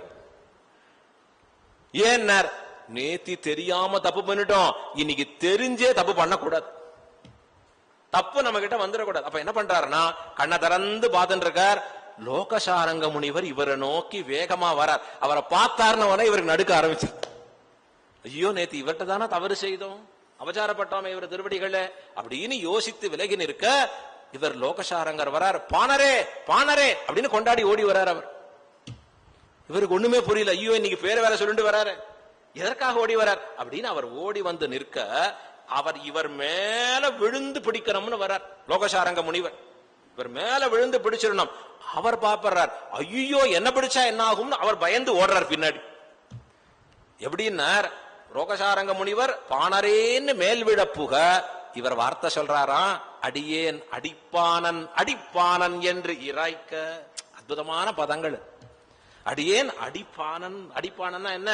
ஐயோ தாழ்ந்தவன், ரொம்ப தாழ்ந்தவன் அப்படின்னு. எப்படின்னா இராய்க்க. இராய்க்கனா பின்னாடி போறார், 2 ஸ்டெப் பின்னாடி வைக்கிறார், அடுத்த 2 ஸ்டெப் பின்னாடி வைக்கிறார். அவர் 4 ஸ்டெப் முன்னாடி வரார், இவர் பின்னாடி 2 ஸ்டெப் அடிச்சுன்னு ஓடுறார். ஏன்னார், பக்கத்துல வராதியும், நமக்கு அது யோக்கியதை இல்ல, நமக்கு யோக்கியதை இல்ல. அவர் பார்த்தார், இனிமே ஓடினா பிடிக்க முடியாது, பட்டால்னு மேல விழுந்து பிடிச்சிட்டார். அவர் கெட்டியா அவர் திருவடியை பிடிச்சுட்டு என்னன்னார், நம்பெருமாளின் ஆக்ஞை, தேவரீர் திருவடிகள்ல தவறு செய்தேன், என்னை பொறுத்தருள வேணும். சரி என்ன வேணும்னார், உம்மை நம்பெருமாள் அழைத்து வர சொன்னார் திருவரங்க மாநகருக்குள்ளே. அப்பயும் ஒரு வார்த்தை சொல்றார், அங்க வருவதற்கு எனக்கு யோக்கியதை இல்லையே, திருவரங்க மாநகரிலே பாதங்களை மிதிப்பதற்கு எனக்கு யோக்கியதை இல்லையே. உடனே லோகசாரங்க முனிவர், அதற்கு தான் நம்பெருமாள் உம்மை என் தோளிலே சுமந்து வர சொன்னார். உம்முடைய சங்கல்பமும் மாறாது, நம்பெருமாள் ஆசையும் அது ஒழிந்து போகாதபடி நன்றாக நிலைத்து நிற்கும், அவருடைய ஆசையும் நிறைவேறும். என்ன பண்ணணும்னார், வாரும் நம் தோளிலே எழுந்துருள பண்ணுகிறோம் வாரும்னு சொல்லி பிரார்த்திச்சு அவரிடத்திலே அவரை எடுத்து தம் தோளிலே எழுந்துருள பண்ணினார். அப்ப லோகசாரங்க முனிவர் தோளிலே, ஒருவர் தோளிலே தான் உயர உட்காருவதும் தனக்கு கீழே ஒருவர் தோளிலே தனக்கு கீழே ஒருத்தர் இருக்கார், தான் மேல இருக்கும். ஆனா அவருடைய திருவுள்ளத்துல என்ன நினைக்கிறார் தெரியுமா? திருப்பான் ஆழ்வார், நான் இவருக்கு வசப்பட்டவன், அடியார்க்கென்னை ஆட்படுத்த விமலன். என்ன அற்புதமான விஷயம் அது! ஒரு தாத்தா குழந்தை எடுத்து தோல்ல வச்சுட்டார்னா குழந்தை என்ன நினைக்கணும்? தாத்தாக்கு வசப்பட்டவன் குழந்தை. இந்த நினைவு குழந்தைக்கு வரணும். அத போல திருப்பானாழ்வாருக்கு இதெல்லாம் எங்க இருக்கோம்னு நாம தெரிஞ்சுக்கிறதுக்கு, அவர் எங்க இருந்தார், நாம எங்க இருக்கோம். ஒருத்தர் நம்மளை பார்த்து இப்படின்னு கைய தூக்கிட்டாலே போச்சு நமக்கு, நாம தான் பிரைம் மினிஸ்டரோ? ஒன்னும் கிடையாது. ஆனா இவர் எப்படி இருக்கார்? எடுத்து தன் தோளிலே சுமந்து வைக்க, அந்த தோல்ல ஏறின உடனே அவர் நினைக்கிறார், இப்படிப்பட்ட அடியவர்களுக்கு என்னை அடியவன் ஆக்கினாயே அப்படின்னா அவர் இட்ட வழக்கா இருக்க. இந்த புஸ்தகத்தை தூக்கி இங்க வைக்கிறேன்னா அப்படி இருக்கும், இதை தூக்கி என் தலையில வச்சுக்கிறேன்னா தலையில இருக்கும் இந்த புஸ்தகம், கேள்வி கேட்காது. அந்த புஸ்தகத்தை போல அவருக்கு விநியோகமானார் திருப்பானாழ்வார். கொஞ்சம் கூட அகங்காரமற்றவராக, மமகாரமற்றவராக லோகசாரங்க முனிவர் தோளிலே ஏறினார், புறப்பட்டார். அவர் வந்து சேரறதுக்குள்ள அடுத்த மாசம் வந்துடும். நாம திருப்பானாழ்வார் வைபவத்தை தொடருவோம். சரியா? அவருடைய அற்புதமான விசேஷங்கள், சரித்திரங்கள், இதுல இருக்கிற அர்த்த விசேஷங்கள், இன்னும் அந்த பாசுரங்கள்ல காட்டப்பட்டிருக்கக்கூடிய அற்புதமான வியாக்கியானங்கள் எல்லாவற்றையும் சேர்ந்து திருப்பானாழ்வாரே நமக்கு அருள வேணும். திருவரங்கநாதனும் ஸ்ரீரங்கநாச்சியாரும் நமக்கு அருள வேணும். ஏன்னா உயர்ந்து இருக்கக்கூடிய சரித்திரம். பாசுரங்கள் சாதாரணம் இல்லை. ஓரொரு பாசுரமும் அத்தனை விசேஷங்கள் உள்ளடங்கி இருக்கக்கூடிய பாசுரங்கள். எல்லாவற்றையும் அவரே நமக்கு நிறைவேற்றிருள வேணும்படியாக பிரார்த்தித்து நிற்கிறோம். ஸ்ரீமதே ரம்யஜா மாத்ரு முனீந்திராய மகாத்மனே ஸ்ரீரங்க வாசினே பூயாத் நித்யஸ்ரீர் நித்யமங்கலம். திருப்பானாழ்வார் திருவடிகளே சரணம். ஆழ்வார் திருவடிகளே சரணம். எம்பெருமானார் திருவடிகளே சரணம். ஜீயர் திருவடிகளே சரணம்.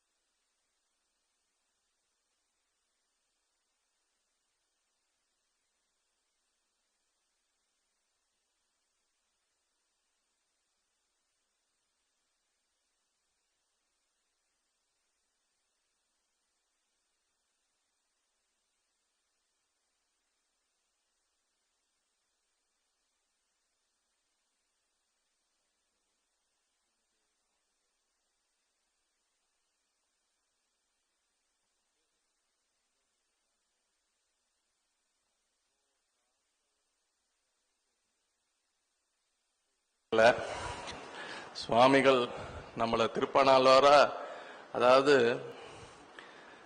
குளவின்னு ஒரு பட்சி இருக்கு, ஒரு வண்டு இருக்கு. அந்த வண்டு என்ன செய்யும் அப்படின்னா, அதுக்கு பிறப்புறுப்பே கிடையாது. அந்த பிறப்புறுப்பு இல்லைன்னா அது எப்படி அடுத்தது அது பேர் என்ன உற்பத்தி பண்ணது அப்படின்னா, ஒரு புழுவை எடுத்துக்குமா. அந்த புழுவை எடுத்துட்டு ஒரு இடத்துல போய் மேலே வச்சு சொருகி வச்சிரும்.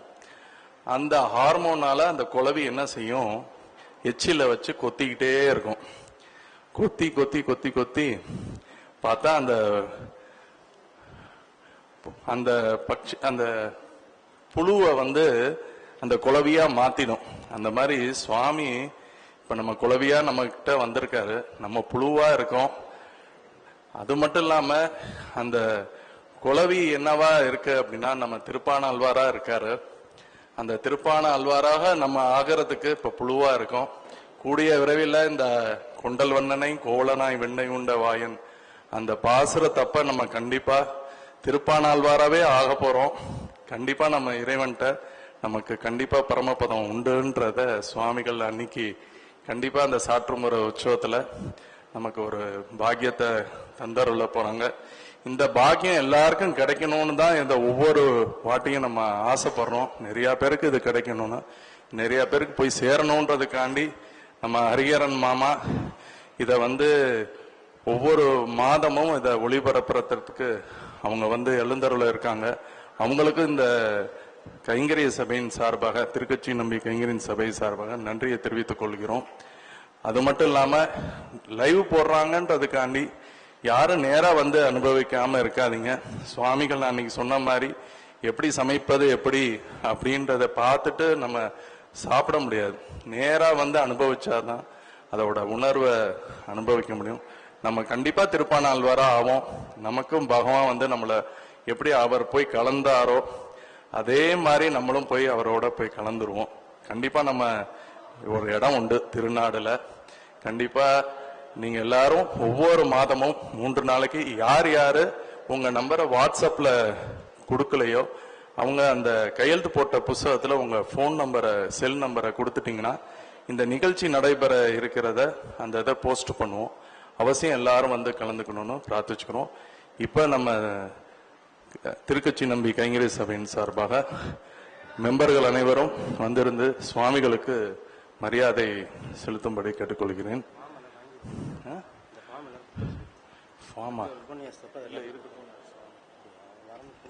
அந்த பாசுரத்தை கையில வச்சிருக்கீங்க, அதை என்ன செய்யுங்க, லேமினேஷன் போட்டுருங்க. சும்மா அதை மடிச்சு வச்சீங்கன்னா அது தொய்வா போயிடும். ஒரு லேமினேஷன் போட்டு வச்சுக்கிட்டீங்கன்னா ஒவ்வொரு மாதமும் வரும்போது அதை நீங்க எடுத்துட்டு வந்தீங்கன்னா நம்ம சுவாமிகளோட சேர்ந்து அனுசந்தானம் பண்றதுக்கு சௌரியமா இருக்கும்னு கேட்டுக்கொள்கிறேன். யார் யார் நம்பர் கொடுக்கலையோ அவங்க அவசியம் நம்பர் கொடுத்து சொல்லுமாறு கேட்டுக்கொள்கிறோம். இப்போது சுவாமிகளுக்கு மரியாதை செலுத்தி மெம்பர்ஸ் அனைவரும் வந்திருந்து அடுத்தபடியாக நமது சரவணன் செட்டியார் குடும்பத்தினர்கள் சுவாமிகளுக்கு மரியாதை பண்ணார்.